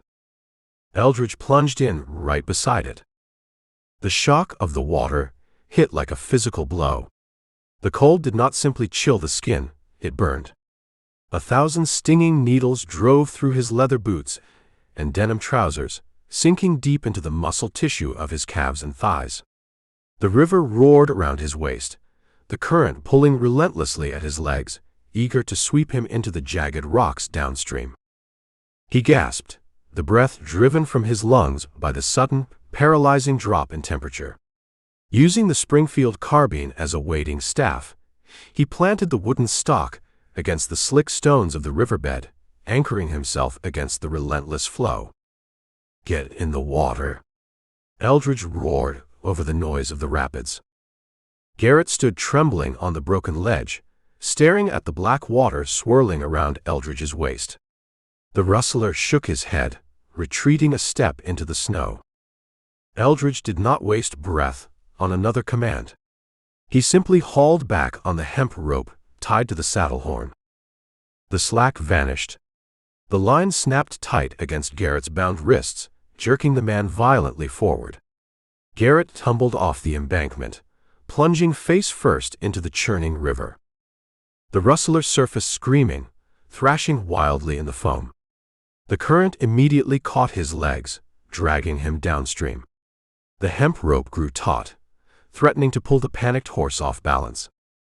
Wading deeper into the flow, Eldridge grabbed Garrett by the collar of his sheepskin jacket.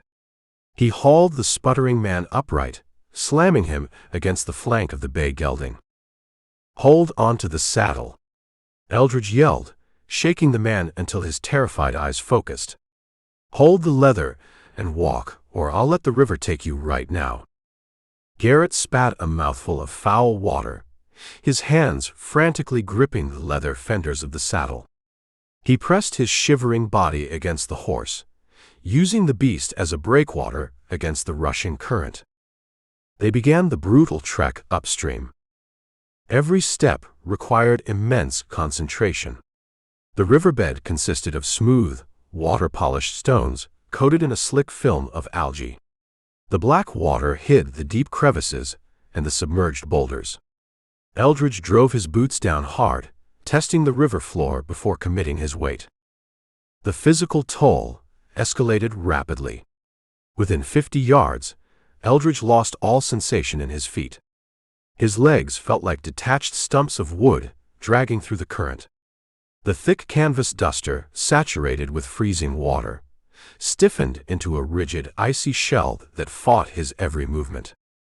"I'm dying," Garrett wept, stumbling alongside the horse. The captive's face glowed a pale, sickly blue in the moonlight. "My heart can't take it. The cold is inside my chest." "Keep moving your legs," Eldridge grunted, leaning into the current. Above the roar of the rapids, a new sound drifted down from the high embankment. The hounds. Their rhythmic, throaty baying echoed off the granite walls of the gorge, sounding uncomfortably close. The pack had reached the tree line where Eldridge and Garrett had stood just minutes prior. Garrett heard the dogs and let out a whimper, trying to push himself faster through the water. He slipped on a round stone, plunging up to his neck in the freezing foam, only saved from floating away by his desperate grip on the saddle leather. Eldridge ignored the hounds. He kept his eyes locked on the shoreline, searching the gloom for a specific geographical feature. They needed an exit point that would not betray their passage. A snowy bank meant leaving wet, undeniable footprints for Cyrus Locke to find. 100 yards further up the gorge, the river bent sharply to the east. At the apex of the curve, a vast slab of dark granite jutted out into the water. The relentless mountain wind had scoured the stone completely bare, sweeping away every trace of snow and ice. "The rock," Eldridge said, pointing with the barrel of his rifle. He dragged the horse toward the shoreline, fighting the deepest part of the channel. The water rose to his ribs, soaking the spare ammunition in his belt loops. The cold clamped down on his chest, constricting his lungs and making every drawn breath a jagged, painful effort. They reached the granite slab. Eldridge hauled himself out of the water, collapsing onto the flat, hard stone. The transition from the river to the open air proved agonizing. The mountain wind, though buffered by the gorge walls, sliced through their soaked clothing. Within seconds, the wet canvas of Eldridge's coat froze solid, locking the folds of fabric into place. The garment cracked loudly as he forced himself to stand. He pulled the horse onto the rock. The animal shook its dark coat, sending a spray of water across the granite that immediately crystallized into ice. Garrett crawled out of the river on his hands and knees, dragging himself across the stone like a dying animal. The rustler couldn't even shiver anymore. His body had exhausted its reserves, plunging into the final, lethal stages of hypothermia. Eldridge scanned the perimeter of the rock slab. Bordering the granite sat a dense, tangled thicket of ancient spruce trees. The lower branches swept the ground, their thick green needles forming a natural interlocking roof that blocked the falling snow. Grabbing the rustler by the scruff of his frozen jacket, Eldridge dragged the man across the stone and shoved him through the low-hanging branches. He led the horse in right behind him. The interior of the spruce thicket offered a stark contrast to the blizzard outside. The air sat still and quiet. A deep, dry bed of brown pine needles covered the earth, insulated from the snow by the dense canopy overhead. Eldridge dropped the reins. He stood in the shadows, listening. Across the gorge, on the eastern embankment they had just abandoned, the baying of the hounds reached a frantic, confused crescendo. The dogs swarmed the broken ice shelf where the tracks abruptly ended. They ran back and forth along the bank, splashing into the shallows, their noses searching in vain for a scent the river had swallowed whole. A lantern beam pierced the falling snow on the opposite side of the water. Cyrus Locke stepped up to the edge of the broken ice. The tracker held the light high, staring down into the black, rushing current. Two of his armed enforcers flanked him, their rifles raised, searching the opposite bank. Eldridge stood motionless in the spruce thicket, 30 yards away and perfectly concealed in the dark. He raised the Springfield carbine, resting the icy iron barrel against a thick tree trunk. He aligned the sights on Locke's chest. They jumped in, one of the enforcers yelled over the roar of the water. "They're gone, Cyrus. The river took them. Nobody survives that temperature." Locke stood silent, sweeping the lantern beam across the frothing rapids. He looked at the deep footprints ending at the water's edge, reading the story written in the crushed ice. "The federal man didn't slip," Locke finally shouted back, lowering the lantern. "He drove the horse into the current. He used the water to break the dogs." "Then he's a dead man," the enforcer argued.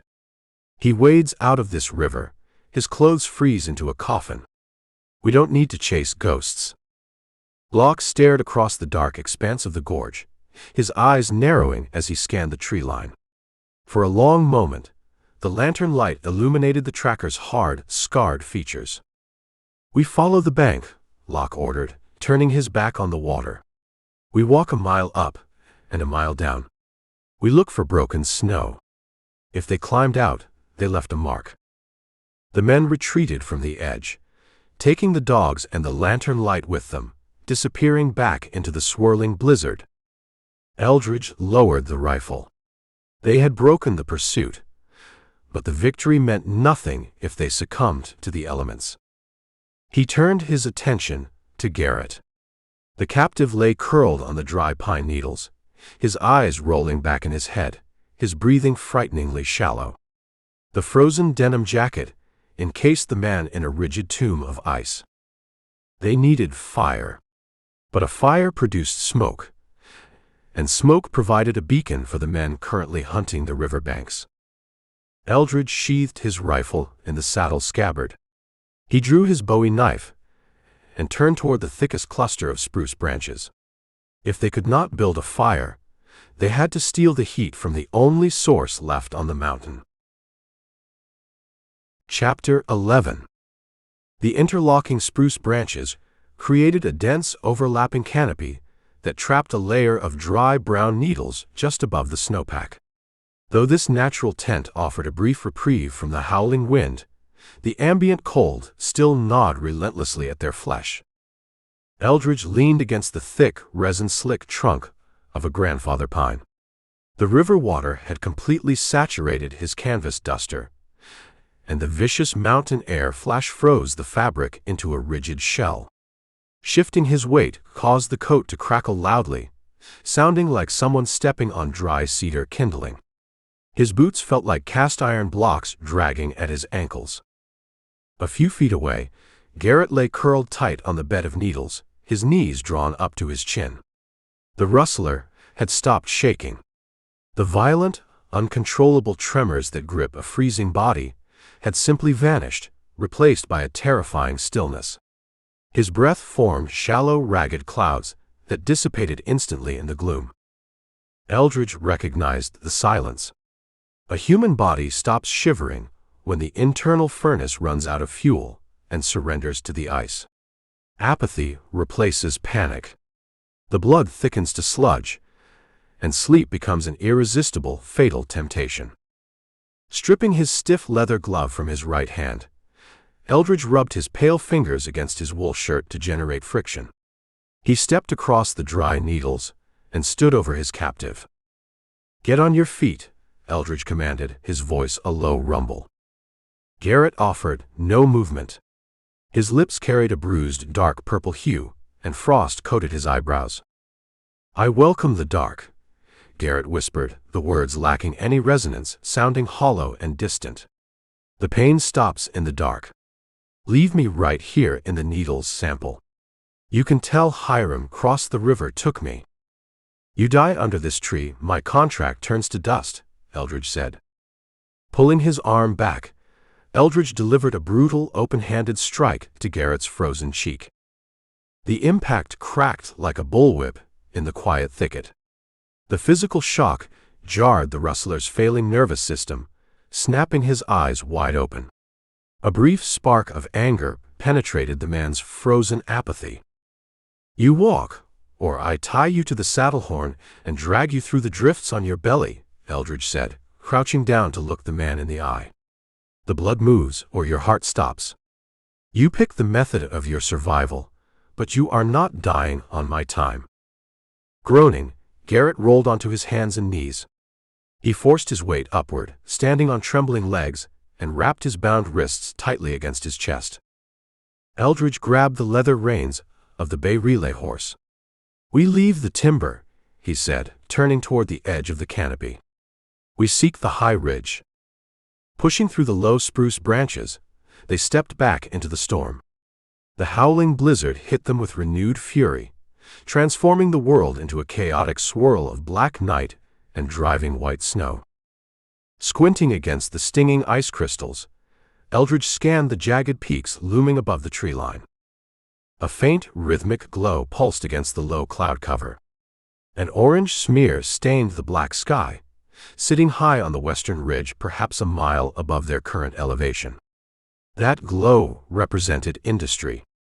It meant a lumber camp incinerator or the fireboxes of a steam-powered mill. More importantly, it meant heat. "Follow the tracks," Eldridge told his captive. Stepping into the waist-deep powder, Eldridge took the point position, forging a path up the incline. The bay horse followed closely, dragging its stout chest through the deep snow, snorting white vapor from its flared nostrils. Garrett stumbled behind the animal, utilizing the compressed trenches left by the iron-shod hooves to save his dwindling strength. The ascent demanded a punishing physical toll. The mountain presented a sheer, relentless slope, peppered with hidden granite boulders and fallen timber concealed beneath the drifts. Eldridge used the long steel barrel of the Springfield carbine to probe the snowpack, testing the footing before committing his weight. The grueling exertion sparked his internal furnace. Lactic acid burned in his thighs and lower back, radiating heat outward from his core. That exertion thwarted the frostbite, keeping the blood liquid in his veins. Behind him, Garrett gasped for air, his lungs starved by the thin mountain oxygen. The captive slipped on a hidden sheet of ice and fell face first into the snow. Eldridge stopped, planting his boots firmly. He hauled on the hemp lead rope, dragging the rustler back to his feet without offering a single word of encouragement. Pausing meant losing momentum, and losing momentum meant freezing to death on the slope. They climbed for 2 agonizing hours. Gradually, the timberline thinned. The ancient pines gave way to barren rock and twisted scrub oak. The wind intensified as they reached the exposed face of the ridge, but the orange glow grew brighter. The distinct scent of burning green wood and hot iron cut through the sterile smell of the snow, accompanied by a rhythmic mechanical thud that vibrated deep within the bedrock. Cresting the final rise, the landscape abruptly leveled out. A sprawling industrial complex stretched across the flat expanse of the plateau. It was Hiram Cross's upper timber mill, operating as a fortress of processed pine and corrugated tin. Towering structures housed the primary circular saws, though those blades sat silent for the night. A tall brick smokestack dominated the skyline, belching a continuous stream of black smoke and bright orange embers into the blizzard. Acres of stripped pine logs sat stacked in the vast yard, the timber piles resembling ancient pyramids in the dark. Rusted iron tracks snaked through the mud and snow, connecting the high mill to the lower valley town they had escaped hours ago. Halting the horse, Eldridge knelt in the snow and studied the perimeter. The mill clearly operated on a skeleton crew for the night shift.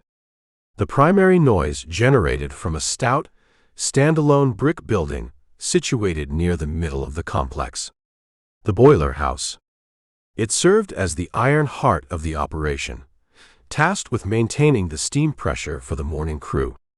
Sickly yellow light spilled from its grimy windows, painting long shadows across the snow. Movement caught Eldridge's eye near a towering stack of cut timber. A man walked a slow, miserable patrol line. The sentry wore a dense wool coat and a fur-lined hat, cradling a lever-action Winchester rifle in his arms. He stomped his boots in the snow to maintain circulation, keeping as close to the brick boiler building as possible to leach the radiant heat escaping through the walls. Eldridge needed access to that heat, and he needed a defensible structure. The sentry presented the only obstacle. "Stay with the horse," Eldridge whispered to Garrett, tying the reins to a frozen scrub oak. "You make a sound, that guard shoots you." Slipping the Springfield carbine into the saddle scabbard, Eldridge realized the long barrel would hinder a close-quarters ambush. He drew the Bowie knife from his belt instead. The staghorn handle filled his grip perfectly. Holding the blade flat against his forearm to hide the steel from the ambient light, he slipped into the log yard. Utilizing the stacked timber for cover, he darted from shadow to shadow, timing his movements with the howling gusts of wind to mask the crunch of his boots. He reached the edge of the timber stack nearest the boiler building, just as the sentry turned his back to walk the opposite direction. Stepping out from the cover of the logs, Eldridge closed the gap with silent, predatory speed. He reversed his grip on the Bowie knife as he reached the sentry, driving the solid brass pommel of the handle directly into the base of the guard's skull. The brass struck bone with a dull thud. The impact severed the sentry's consciousness instantly. The man's knees buckled, and the Winchester rifle slipped from his gloved hands. Eldridge shot his left arm out, catching the rifle before the metal could clatter against the frozen ground. He caught the falling man with his right arm, lowering the unconscious guard silently into the snow. The wind swallowed the brief scuffle. Dragging the guard behind the stack of timber, Eldridge quickly stripped the dense wool coat from the man's shoulders and removed the fur-lined hat. The cold would ensure the sentry remained immobile for hours, provided he survived the exposure. Eldridge returned to the scrub oak, tossing the stolen garments to his shivering captive. "Put them on," Eldridge ordered. Garrett fumbled clumsily with his bound hands, dragging the warm wool over his frozen denim jacket and pulling the fur hat down over his ears. The thick garments immediately began trapping his remaining body heat. Taking the reins, Eldridge led the bay horse and the captive through the labyrinth of stacked timber, bypassing the main entrance to the mill entirely. He targeted a stout iron door on the rear wall of the boiler building. Reaching the entrance, he gripped the latch and depressed the thumb lever. The mechanism clicked loudly. He pulled the door outward. A wall of blistering, dry heat slammed into his face. The sudden temperature shift shocked his system, feeling exactly like stepping into an open oven. The frozen moisture on his canvas duster hissed, turning instantly to steam and rolling off his shoulders in white clouds. Eldridge stepped into the boiler room, pulling the horse inside, then dragged Garrett over the threshold. He hauled the iron door shut and dropped the thick locking bar into place. The room housed 3 immense cast-iron boilers resembling dormant locomotives, stripped of their wheels. Thick iron pipes snaked across the ceiling, while glowing red embers pulsed behind the great doors of the furnaces. Coal dust coated the brick floor, and the air smelled intensely of hot metal, burning bituminous coal and scalding water. Garrett collapsed onto the brick floor, curled into a ball, and began to scream. The intense heat violently thawed his frozen extremities. As blood rushed back into his deadened capillaries, the sensation mimicked 1,000 burning needles driving into his flesh. The pure agony of returning life far exceeded the dull numbness of the freeze. Ignoring the screams, Eldridge tied the bay horse to a stout water pipe in the corner. The animal shook its coat, spraying freezing water across the hot bricks where it evaporated instantly. Striding over to the rustler, Eldridge hauled him up by the collar and dragged him to a vertical steel support beam near the furnaces. Taking the hemp rope binding Garrett's wrists, he wrapped the line around the steel, anchoring the captive to the architecture. Eldridge stripped his wet canvas coat, draping the garment over a hot steam pipe to dry. He removed his leather gloves and stood near the primary furnace grate, absorbing the intense heat. Flexing his fingers, he felt the strength returning to his knuckles. He surveyed the layout of the vast room, cataloging the entrances. The iron door in the rear. A wide wooden sliding door connecting to the main saw floor. High, grimy windows near the tin ceiling. It offered a perfect fortress. The thick brick walls could easily stop rifle fire, and the heat sustained life. Drawing the Colt peacemaker, he checked the cylinder, loaded fresh rounds from his belt loops, and snapped the loading gate shut. Garrett finally stopped screaming, leaning his head against the steel beam while pulling air in ragged gasps. "You brought us into a trap, Sample," Garrett croaked, wiping sweat and melting ice from his eyes. "Hiram Cross's men run this mill. The morning shift arrives in hours. They find the unconscious guard, then they find us." "The morning shift holds no concern for me," Eldridge replied, walking to the wide wooden sliding door to inspect the latch. "You intend to fight an entire logging crew?" Garrett asked, his voice cracking with disbelief. "I intend to fight Cyrus Locke," Eldridge said. He turned back to face the rustler, the firelight dancing in his pale eyes. "Locke survived the barn. He crossed the river, and he tracks our path. The dogs lost the scent in the water, but the man has eyes.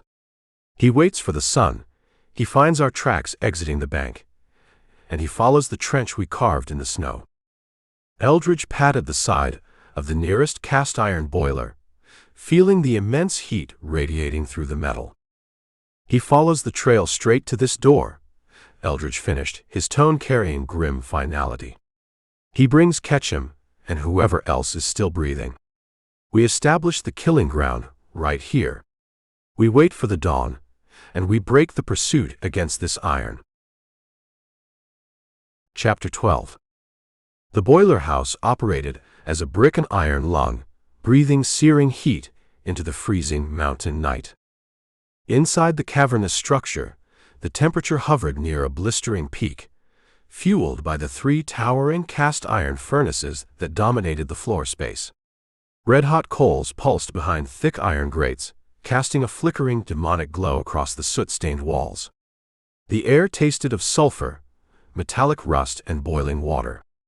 Every few minutes, a pressure release valve on the ceiling pipes hissed loudly, spitting a plume of white vapor into the rafters. Eldridge stood near the primary furnace, letting the immense heat bake the lingering winter out of his bones. His canvas duster hung over a nearby steam pipe, stiff with evaporated river water and smelling strongly of wet dirt. Stripped down to his wool shirt and suspenders, he wiped a sheen of slick sweat from his forehead. The transition from near-fatal frostbite to this stifling industrial oven sent sharp, tingling spikes of pain through his extremities.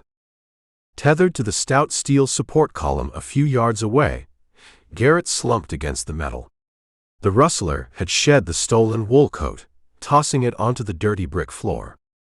His face shone with perspiration, the bruised purple hue of his lips replaced by a flush, feverish red. "You are cooking us alive, Sample," Garrett complained, his voice raspy and weak.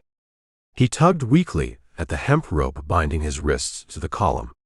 "I survived the river just to roast like a hog on a spit in this brick box." "The heat keeps your muscles loose," Eldridge replied, drawing the Colt Peacemaker from his holster. "You will need loose muscles when the shooting starts." Eldridge broke open the cylinder of the revolver. He meticulously checked each brass cartridge, ensuring the river water had not compromised the powder. Satisfied, he snapped the loading gate shut and spun the cylinder, listening to the precise oiled clicks of the mechanism. "They might not find us," Garrett said, adopting a tone of desperate, hollow hope. "The snow is falling hard. It covers tracks fast. Locke could wander past this mill and keep walking straight to the timberline." "Cyrus Locke tracks for a living," Eldridge stated, sliding the Colt back into its leather sheath. "He reads broken twigs and scuffed bark. He finds a trench in the powder, he follows it. He knows we survived the water, and he knows a freezing man seeks shelter. This mill is the only structure for 10 miles holding a fire. He is coming, and he brings his friends." Leaving the rustler to stew in his fear, Eldridge began a slow, deliberate patrol of the boiler room. He studied the environment, viewing the industrial machinery not as equipment but as an arsenal. The 3 iron boilers sat side by side like dormant iron beasts. A network of thick, asbestos-wrapped pipes extended from their rounded tops, carrying pressurized steam toward the adjacent sawmill. Brass dials monitored the mounting pressure inside the iron bellies, the needles trembling near the red hazard lines. Cast iron wheels controlled the flow of the scalding vapor. Reaching out, Eldridge wrapped his bare hand around a large release wheel attached to the main junction pipe. The metal felt uncomfortably hot against his palm. He gave the wheel a sharp, testing tug. It groaned, resisting the motion with years of accumulated grime, but it turned a fraction of an inch. A sharp hiss of steam escaped the connecting flange. Eldridge tightened the wheel back down, cutting off the vapor. "What are you doing?" Garrett asked, watching the tall bounty hunter manipulate the valves. "You break one of those pipes, you blow this whole building straight into the sky." "I am arranging the furniture," Eldridge said. He walked to a pile of bituminous coal, stacked near the rear wall. Climbing the shifting, dusty mound, he reached a high, narrow window encrusted with years of industrial soot. Using the cuff of his shirt, he rubbed a small clearing in the grime and peered out into the lumber yard. The relentless howl of the blizzard had softened into a steady, whispering breeze. The furious onslaught of ice crystals had faded to a gentle flurry of fat, lazy flakes. More importantly, the absolute blackness of the mountain night was beginning to break. A pale, bruised gray light seeped across the eastern horizon, illuminating the jagged peaks and the towering stacks of raw pine logs in the yard. Morning was arriving. Eldridge scanned the perimeter. The snow lay deep and undisturbed across the vast clearing, save for the brutal, waist-deep trench he and the horse had carved directly from the tree line to the iron door of the boiler house. It looked like a highway painted in the snow. Movement flickered at the edge of the timber. 3 figures emerged from the dark pines. They waded into the deep powder, their rifles held high across their chests. Even through the grimy glass and the falling snow, Eldridge recognized the leader. Cyrus Locke wore his canvas duster, a thick wool scarf wrapped around his face, moving with the relentless, predatory stride of a hunting wolf. Ketchum followed closely on his heels, scanning the towering log stacks for an ambush. A third man, younger and noticeably shivering, brought up the rear. "Company," Eldridge announced, stepping down from the coal pile. Garrett jerked upright, his chains rattling against the steel column. "How many?" "Locke and 2 others," Eldridge replied, walking over to his drying duster. He pulled the stiff canvas off the steam pipe and shoved his arms into the sleeves. The fabric retained a damp, lingering chill, but it offered thick protection. "They found our road. They are crossing the yard right now." "Untie me," Garrett begged, panic spiking in his voice. "Give me a gun, Sample. I can shoot. I can help hold the door." "You get a gun, you shoot me in the back and make a deal with Locke," Eldridge said, pulling the Springfield carbine from his saddle scabbard. "You sit on that brick floor. You wrap your arms around your head. You stay entirely still until the noise stops." Eldridge grabbed a long iron wrench resting on a workbench near the furnaces. He walked back to the main steam junction pipe, connecting the 3 boilers. Fitting the jaws of the wrench around the thick brass retaining nut of the primary release valve, he threw his shoulder into the leverage. The nut shrieked, breaking free of its rusted seal. Eldridge loosened it just enough to compromise the integrity of the fitting, leaving it barely threaded onto the pipe. Tossing the wrench aside, he retreated into the deep shadows nestled between the 2nd and 3rd iron boilers. He knelt on the brick floor, bringing the heavy wooden stock of the Springfield to his shoulder. He aimed the iron sights past the loosened brass valve, pointing the muzzle directly at the thick iron entry door. The boiler room fell into a tense, agonizing quiet, broken only by the crackle of the coals and the erratic whimpering of the captive rustler. Outside, the crunch of boots on the snow grew louder. The sounds amplified as the trackers approached the brick siding of the building. "They went in here," Locke's voice carried through the thick door, muffled but distinct. "The tracks end at this iron. Ketchum, you take the left side. Kid, you take the right. He shoots, you fill the doorway with lead." "The door looks barred from the inside, Cyrus," Ketchum replied, his boots scraping against the stone threshold. "Then we pry it," Locke commanded. The heavy iron latch rattled violently.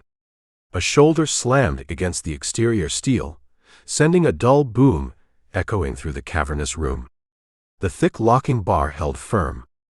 "Use the pry bar," Locke ordered. "Break the hinges." Metal ground against metal, as a thick iron crowbar wedged into the gap between the door and the brick frame. The trackers threw their weight against the lever. The hinges screamed under the immense pressure. The mounting bolts pulled free from the aging mortar with a sound like cracking bone. Eldridge slowed his breathing. He held the crosshairs steady in the gloom. With a final, deafening crack, the iron door burst open. The frigid mountain air rushed into the sweltering boiler room.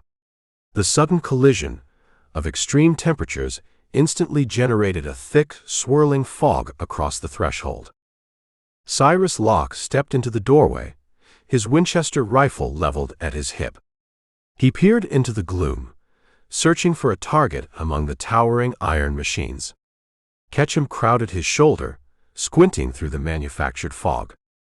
"Sample," Locke shouted into the cavernous room, his voice echoing off the tin ceiling. "We hold the exits. You lack anywhere to run. Toss your weapons into the light and step out." Eldridge offered no reply. He shifted his aim slightly, ignoring the men in the doorway.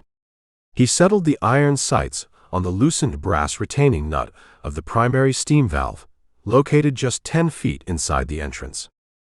He pulled the trigger. The Springfield roared, spitting a long tongue of orange flame into the shadows. The booming report deafened everyone in the confined space. The heavy slug struck the weakened brass nut dead on.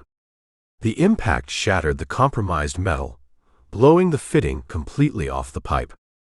A catastrophic release of industrial pressure followed. Scalding, high-pressure steam erupted from the broken pipe with the fury of a geyser. The vapor blasted outward at a terrifying velocity, emitting a continuous, ear-shattering shriek that completely drowned out the gunfire. The boiling white cloud hit Locke and Ketchum before they could process the trap. Ketchum screamed, a high, ragged sound of pure agony as the scalding vapor cooked the exposed skin of his face and hands.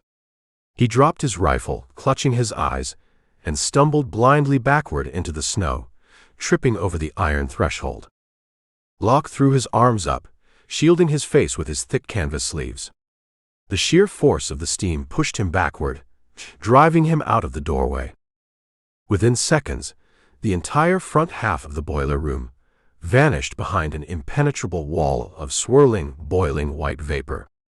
The heat intensified dramatically, turning the air into a suffocating, wet blanket. Visibility dropped to nothing. Eldridge worked the lever of the Springfield, ejecting the smoking brass casing and chambering a fresh round. He stood up, abandoning his cover between the boilers. Chapter 13. The ruptured pipe shrieked like a dying animal, venting pressurized vapor into the confined brick space. Within seconds, the boiling white cloud swallowed the immense iron furnaces, the stacked coal, and the doorway. The steam possessed a physical weight, wrapping around Eldridge in a scalding, wet embrace.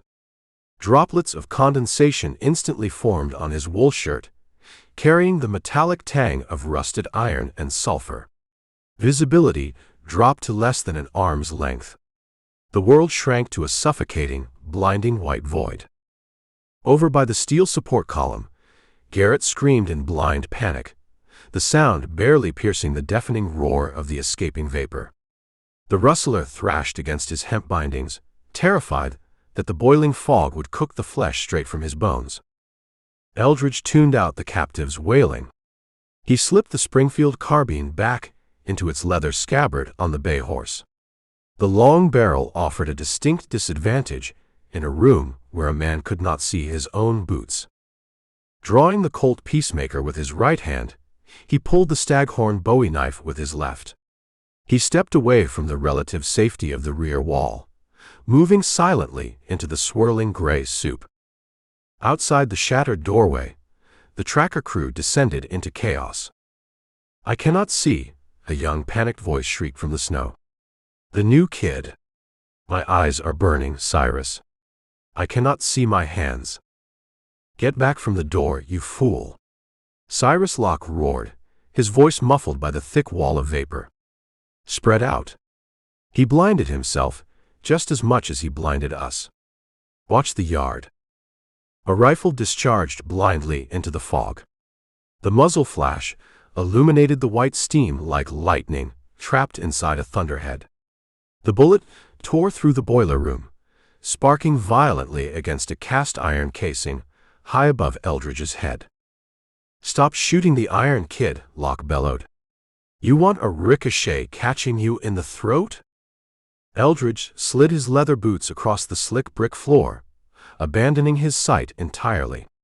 He relied on the subtle shifts in the air currents and the muffled sounds penetrating the roaring steam. He hugged the right side wall, moving toward the open threshold where the cold mountain wind collided with the industrial heat. A shadow moved in the fog just ahead of him. Someone had stumbled back through the doorway, seeking the warmth of the boiler room despite the blinding steam. A ragged, wet cough echoed over the hiss of the ruptured pipe. "Ketchum."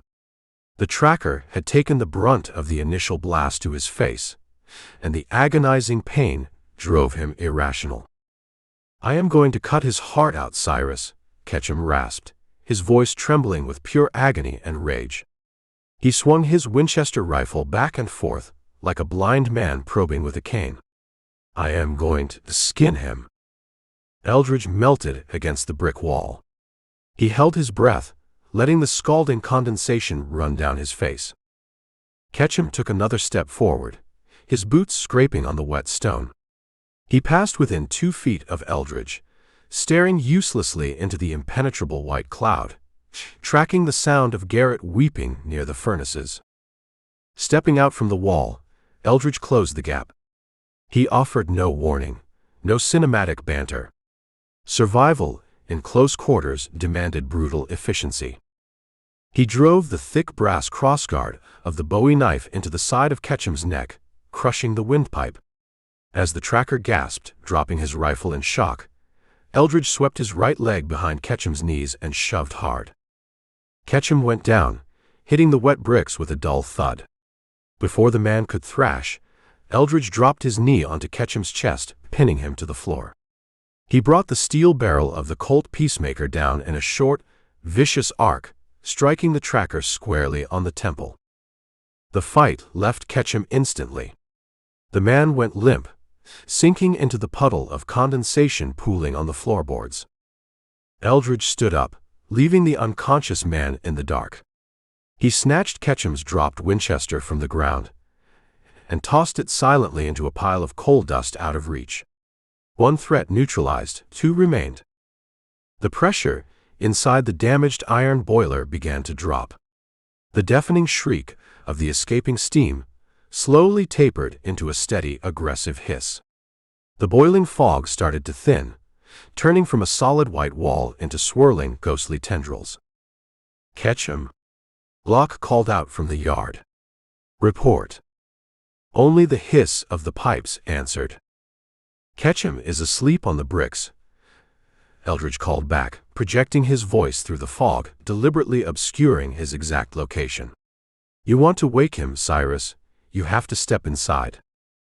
"You think a parlor trick keeps you breathing, Sample?" Locke yelled, his voice drifting from the left side of the doorway. The tracker was moving, trying to establish a new angle of attack. "You are trapped in an oven. We wait until the fog clears, and we shoot you to pieces." "You wait," Eldridge countered, his voice drifting through the steam, "and the morning shift arrives. A dozen lumbermen, carrying axes and shotguns. They find you trespassing on Blackwood Combine property. They hang you from the loading crane. Hiram Cross holds no patience for men who damage his iron." Silence fell over the yard, broken only by the wind and the hiss of vapor. Locke understood the truth in those words. Time favored the bounty hunter. The trackers needed to end the standoff before the sun fully crested the ridge and the mill workers arrived for their shift. "Kid," Locke commanded, his voice tight. "Move to the side window. Break the glass. Pour lead into the room until the gun clicks empty. Flush him out." Footsteps crunched frantically in the snow, moving away from the door and along the exterior brick wall. The young tracker rushed to follow orders, eager to distance himself from the terrifying threshold. Eldridge moved in the opposite direction. He slipped past the broken steam pipe, letting the scalding water droplets wash over his shoulders, and positioned himself just inside the shattered doorframe. He pressed his back against the brick, waiting. Glass shattered violently further down the wall. The kid had smashed the butt of his rifle through a grimy pane. A second later, the Winchester erupted. The kid levered the rifle as fast as his panicked hands could manage, dumping round after round into the boiler room. The bullets tore through the thinning steam, sparking against the iron furnaces and shattering a wooden workbench. The deafening barrage provided the perfect audio cover. Cyrus Locke used the distraction to breach the room. The tracker slid through the doorway, keeping his profile low, his Winchester tucked tight to his shoulder. He bypassed the swirling fog near the floor, scanning the space for the tall bounty hunter. Locke swept his barrel toward the furnaces, tracking the source of Garrett's panicked sobbing.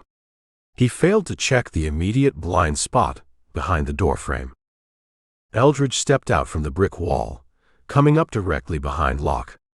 He raised the Colt Peacemaker, cocking the hammer with a sharp, metallic click that cut through the fading echoes of the kid's rifle fire. Locke froze. The tracker realized his fatal error before he even turned his head. The cold steel muzzle of the revolver pressed firmly against the base of his skull, right where the wool scarf met his hairline. "Drop the rifle," Eldridge ordered softly. Locke's shoulders hitched.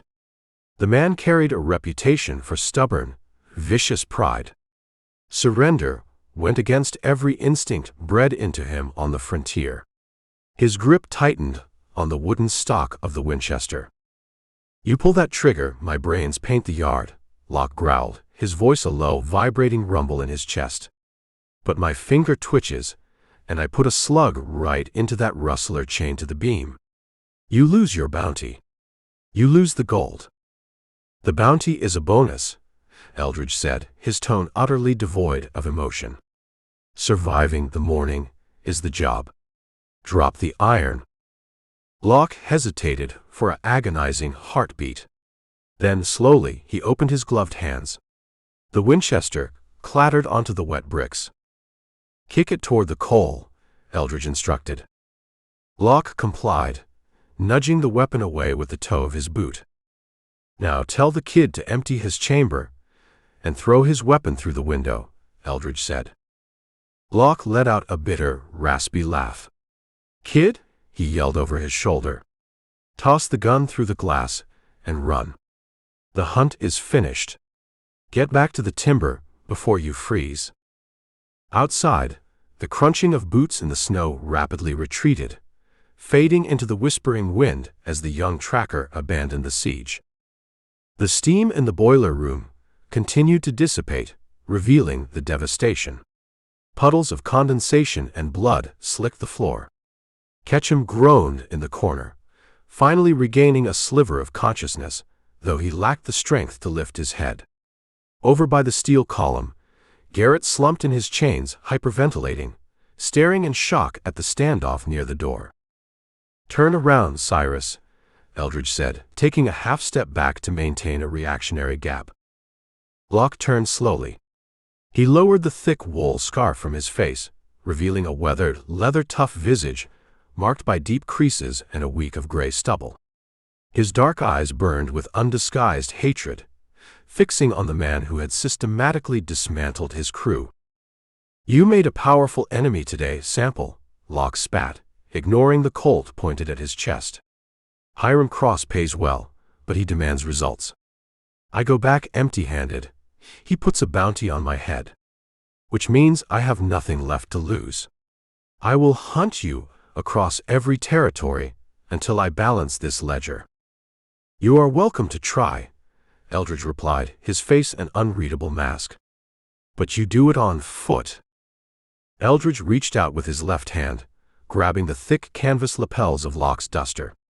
He shoved the tracker backward, sending Locke stumbling over the threshold and out into the freezing snow of the lumber yard. "Start walking," Eldridge commanded. "You come back before the train leaves. I stop aiming for your men and start aiming for your chest." Locke stumbled in the deep powder, catching his balance. He glared at the boiler room, measuring the impossible odds of rushing a loaded revolver with his bare hands. The tracker spat a wad of phlegm into the pristine snow, turned his back, and began the long, brutal trek back toward the lower basin. Eldridge watched him go, keeping the Colt leveled until Locke became nothing more than a dark speck against the white timberline. Lowering the weapon, Eldridge finally let out a long, slow breath. His muscles ached, his skin burned from the scalding steam, and his boots felt like blocks of lead. But the immediate threat was neutralized. The industrial oven had served its purpose. He turned back to the room. He holstered the Colt, and walked over to the steel column. Garrett looked up, his eyes wide, his chest heaving. "You let him walk away," the rustler croaked in disbelief. "He will find a gun, Sample. He will come back." "A man without a coat or a horse, walking miles in waist-deep powder, is fighting the mountain, not me," Eldridge said. He drew the Bowie knife, moving to cut the hemp rope binding the captive to the steel. "We have a train to catch. Get your boots under you. We are leaving the heat." Chapter 14. The hemp rope severed with a crisp, fibrous snap under the razor edge of the Bowie knife. Freed from the steel column, Garrett immediately slumped forward. The rustler caught himself on his hands and knees against the soot-stained bricks. His denim jacket, previously frozen into a rigid shell, now hung limp and soaked with condensation. Sweat poured down his face, cutting clean trails through the black coal dust masking his features. He stared longingly at the glowing grate of the primary furnace, entirely unwilling to abandon the sweltering sanctuary. "I cannot go back out there, Sample," Garrett whispered, his voice a hoarse, ragged scrape. He pulled air into his lungs in shallow, panicked gulps. "The cold is waiting. It wants to finish the job. My blood just thawed. You push me out that door, my heart stops beating before we reach the tree line." "We are not walking to the tree line," Eldridge replied, wiping a sheen of perspiration from his own forehead. Sliding the knife back into its leather sheath, Eldridge retrieved his canvas duster from the steam pipe. The intense heat had baked the fabric completely dry, leaving the material stiff and smelling sharply of scorched dirt. Thrusting his arms into the sleeves, he felt the reassuring, substantial weight of the coat settle over his shoulders. "The morning supply train climbs the ridge at dawn," Eldridge explained, checking the cylinder of his Colt Peacemaker one final time before dropping it into his holster. "It brings fresh men for the lumber shift, and it hauls empty flatbeds to load the raw pine. We intercept the engine at the loading dock. We secure a warm boxcar, and we ride the iron all the way down to the Denver Marshals. You expect a company train to just open its doors for a man who shot up their payroll crew?" Garrett asked, pushing himself up to a sitting position. "I expect the engineer to honor a drawn gun and a stack of gold eagles," Eldridge said. Turning his attention to the unconscious tracker lying near the flooded entrance, Eldridge crouched beside Ketchum. The man breathed in a steady, bubbling rhythm, his blistered face turned away from the pooling water. Reaching into Ketchum's coat, Eldridge relieved the enforcer of a spare box of rifle cartridges and a coiled length of leather strapping. Using the leather strap, Eldridge bound Garrett's wrists tight, leaving just enough slack to allow the captive to maintain his balance on uneven terrain. "On your feet," Eldridge commanded. Taking the reins of the bay gelding, Eldridge led the horse toward the shattered doorway. The animal hesitated, snorting nervously at the dense fog of condensation still swirling near the threshold. A sharp tug on the leather halter forced the beast to step over the prone tracker and out into the biting mountain air.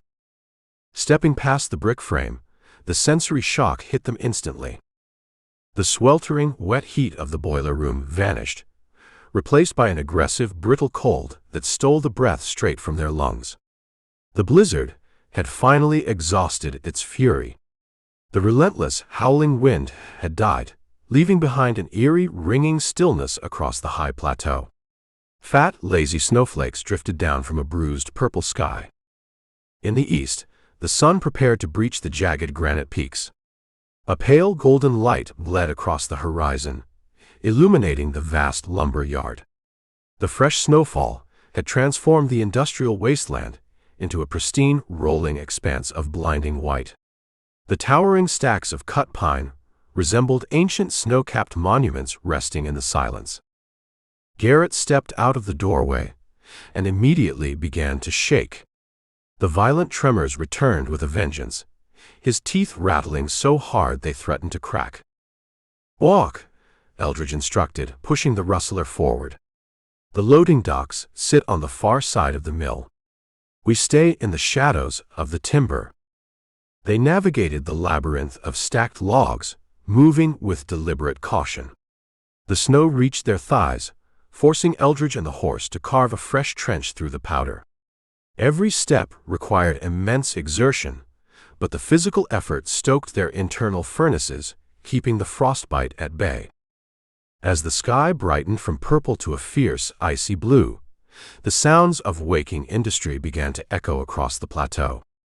A steam whistle shrieked in the valley below, a long, mournful wail signaling the start of the morning shift. Minutes later, the rhythmic, metallic clack of iron wheels against steel tracks drifted up the mountainside. The supply train was making its ascent. "They are coming," Garrett panicked, his head swiveling wildly as he listened to the approaching locomotive.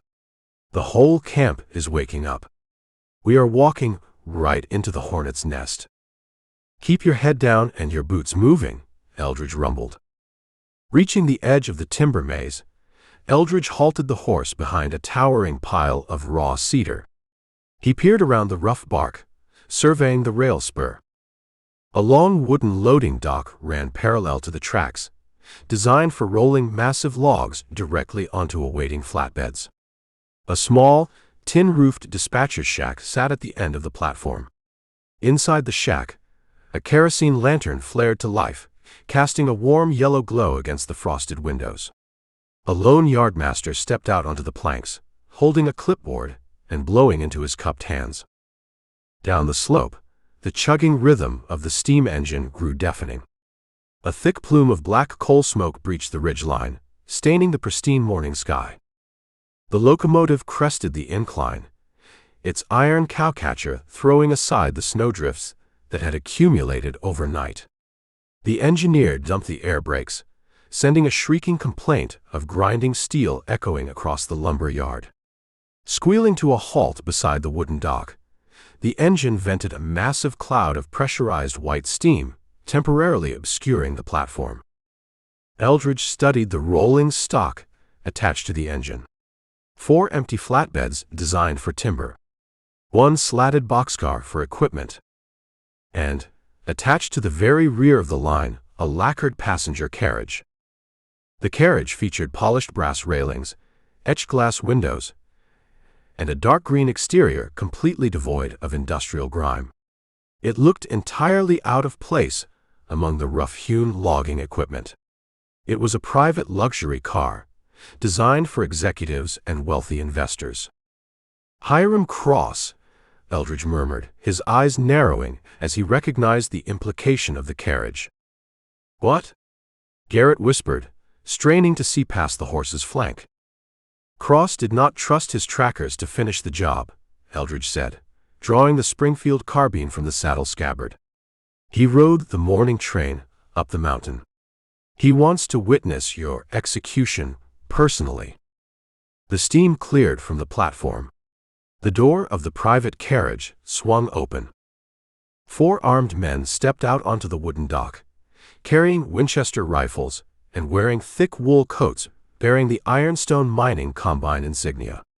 They fanned out, securing the perimeter with crisp, professional efficiency. Following his guards, Hiram Cross descended the iron steps.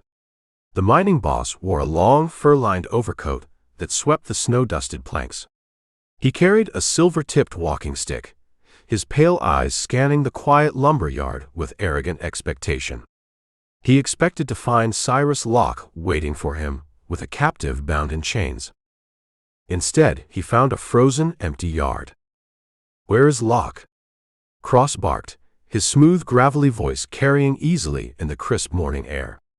He turned to the yardmaster, who stood shivering near the dispatcher's shack. "Did the tracker report in?" "No, Mr. Cross," the yardmaster stammered, pulling off his cap. "The yard has been dead quiet since the snow stopped. I haven't seen a soul." Cross frowned, striking the wooden planks with the silver tip of his cane. "Spread out," he ordered his guards. "Check the boiler house. Check the mill floor. If that bounty hunter killed my tracking crew, I want his head on a pike before noon." The 4 guards racked the levers of their rifles, a synchronized clatter of lethal intent, and stepped off the dock into the snow. "We are trapped," Garrett wept, sinking to his knees in the trench. He brought a firing squad. There is nowhere left to run. "Stand up," Eldridge commanded, his tone leaving no room for negotiation. They split their numbers. "The guards are moving away from the train. We only need the boxcar." Eldridge waited until the 4 enforcers waded deep into the maze of stacked timber, moving toward the boiler house on the opposite side of the yard. "Follow my boots," Eldridge instructed. Leaving the concealment of the cedar pile, Eldridge stepped out into the open clearing. He led the horse directly toward the idling train, keeping his posture relaxed and unhurried to avoid drawing immediate attention from the periphery. They reached the side of the slatted boxcar, positioned 2 lengths ahead of the luxury carriage. Eldridge slid the wooden door open on its iron tracks. "Get inside," Eldridge told the rustler. Before Garrett could climb the wooden ramp, a shadow detached itself from the underside of the nearby flatbed. Cyrus Locke rose from the frozen slag beneath the train.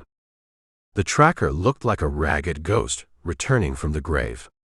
His canvas duster was soaked and frozen, plastered to his frame. His face lacked any color, his lips cracked and bleeding from the exposure. He had not walked down the mountain as ordered. He had hidden in the yard, enduring the lethal freeze waiting for the train. Locke held a double-barreled shotgun, its stock splintered and worn. He had likely ambushed one of the early arriving mill workers for the weapon. His hands shook violently, struggling to support the weight of the iron barrels. "You should have killed me in the heat, Sample," Locke rasped, his voice a horrifying wet rattle in his chest. He leveled the shotgun directly at Eldridge's stomach. "You underestimated my spite." Eldridge did not flinch. He did not raise his rifle. The distance stood at less than 10 feet.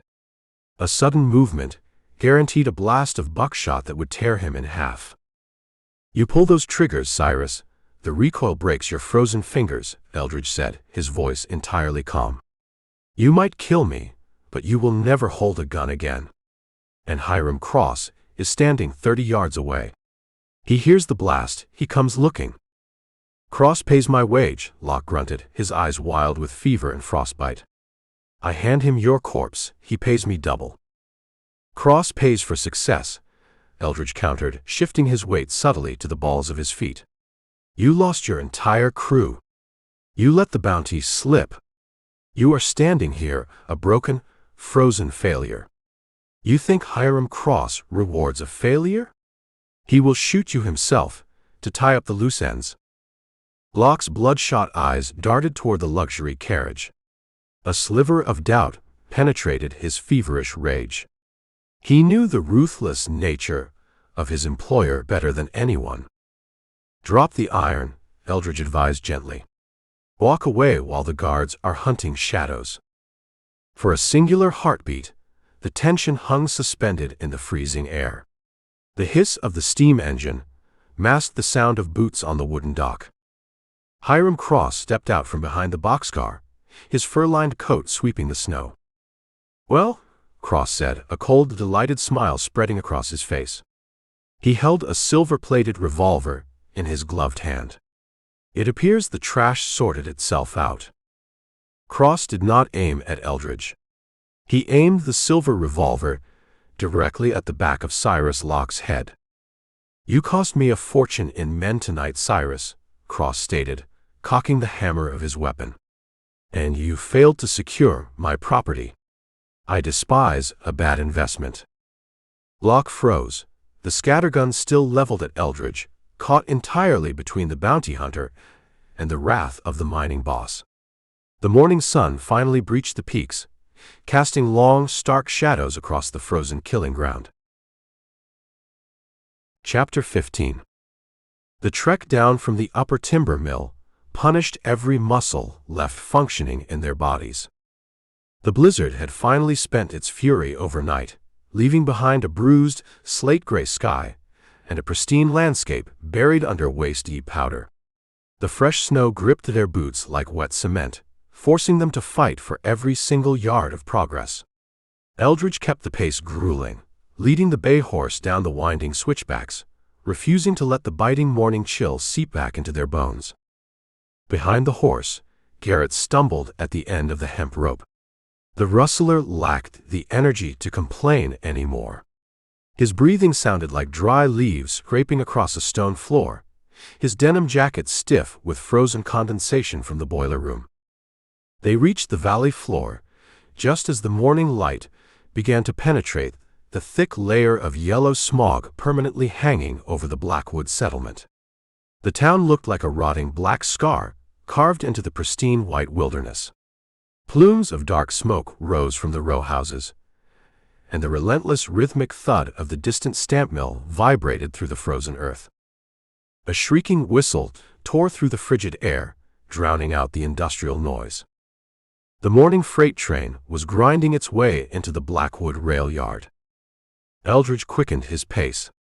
The immense iron leviathan breathed boiling water and black smoke, its steel wheels shrieking against the frost-heaved tracks. The scent of hot oil, burning bituminous coal, and wet iron rolled across the snowdrifts, promising a ticket out of the frozen hellscape. "Move," Eldridge commanded, giving the hemp rope a sharp tug. They waded through the final snowbank and stepped onto the packed frozen dirt of the rail yard. The locomotive sat idling beside a tall cedar water tower. Dense clouds of white vapor billowed from the undercarriage, melting the ice on the surrounding wooden ties. A string of slatted livestock cars and closed wooden boxcars stretched backward along the tracks, waiting to haul the company's timber and ore down the mountain to Denver.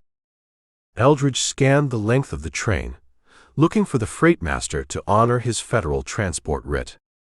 Instead, he found Hiram Cross. The mining boss waited on the iced-over wooden platform near the passenger caboose. Cross wore a tailored, floor-length bear-hide coat that made him look twice his actual width. A thick wool fedora sat pulled low over his pale, angry eyes. He did not look like a man accustomed to standing in the freezing mud at dawn. He looked like a man who had lost his patience, his sleep, and a significant portion of his hired muscle. Standing a few feet to his right was Boone. The broad-shouldered enforcer from the operations office held his short-barreled scattergun resting casually across his hip. His thumb hovered entirely too close to the twin hammers. Eldridge stopped walking. He let the lead rope go slack, dropping his right hand to rest near the leather holster of his Colt Peacemaker.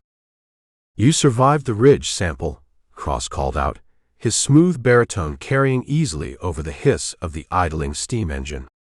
His breath formed angry white plumes in the freezing air.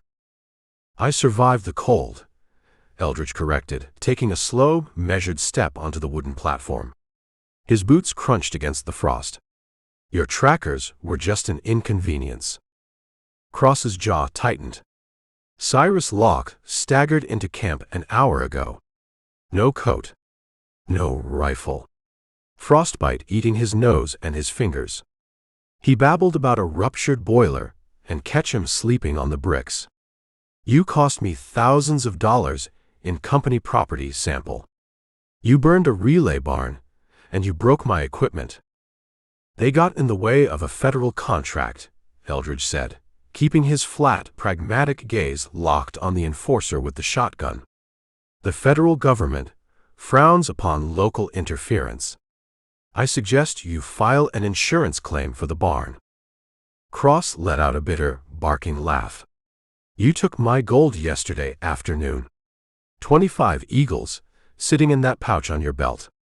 You took my money, you wrecked my town, and now you expect to just board my train and ride away." "I earned my wage," Eldridge said. "The gold stays in the pouch. The rustler gets chained to the wall rings in that livestock car.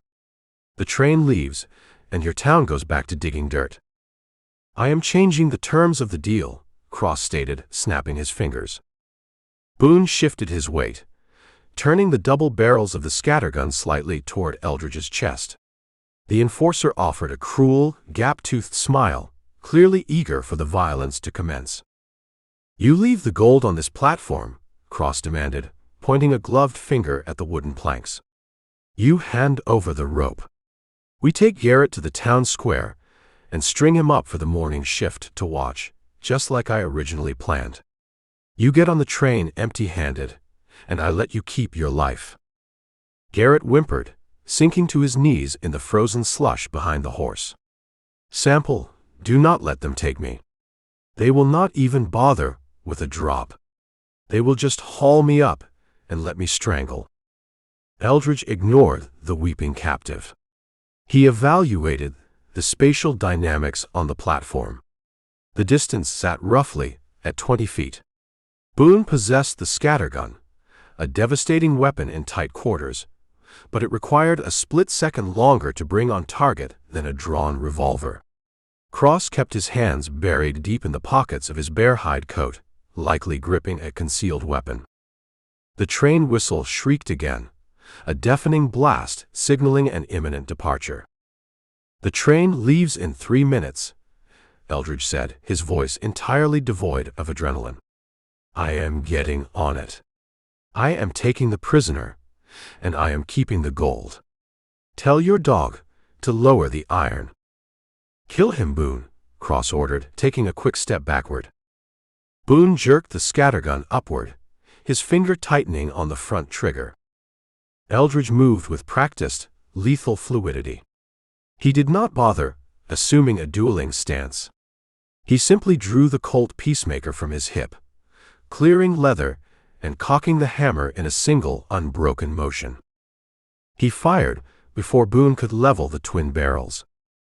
The .45 caliber slug caught the enforcer in the right shoulder, shattering the collarbone and completely neutralizing his trigger arm. The immense kinetic shock spun Boone around like a child's top.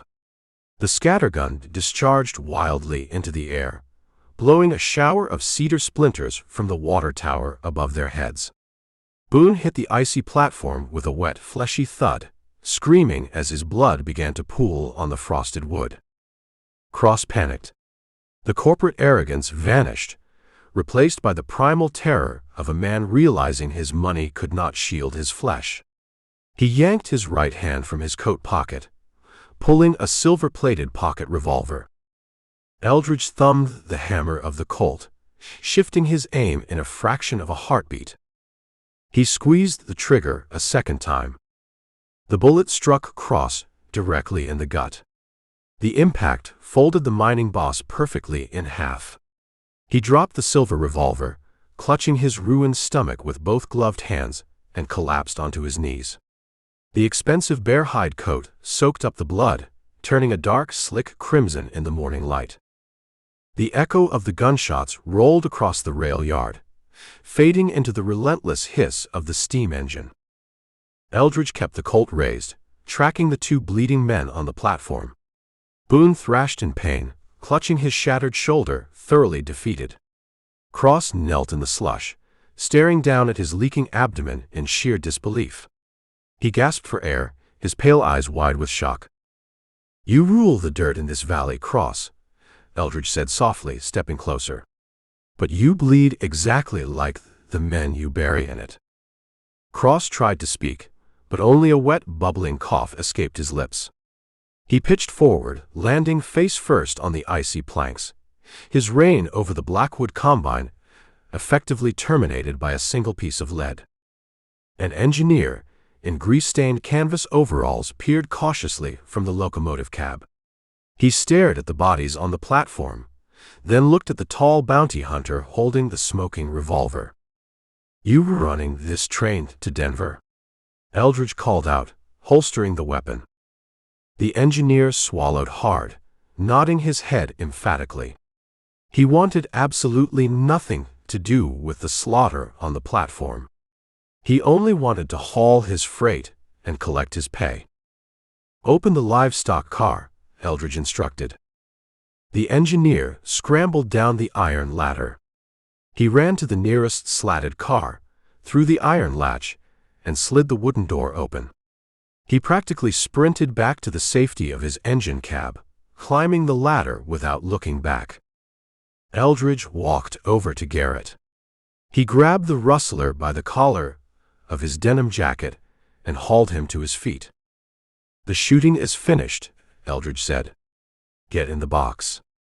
He dragged the exhausted captive across the platform, stepping completely over Boone, who was too busy moaning to offer any resistance. Reaching the open doorway of the livestock car, Eldridge shoved Garrett inside. The interior smelled of old straw and manure, but it offered shelter from the biting wind. Eldridge climbed in after him. He untied the hemp rope from Garrett's wrists, replacing it with a pair of stout iron cuffs attached to a length of chain. He secured the chain to a rusted iron bull ring, bolted to the thick floorboards, ensuring the prisoner remained anchored for the long ride.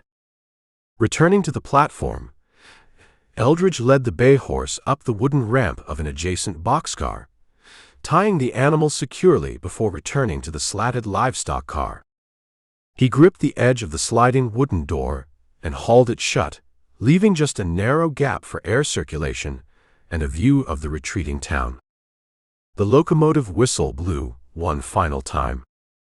The immense iron couplings slammed together, sending a violent jolt down the line of freight cars.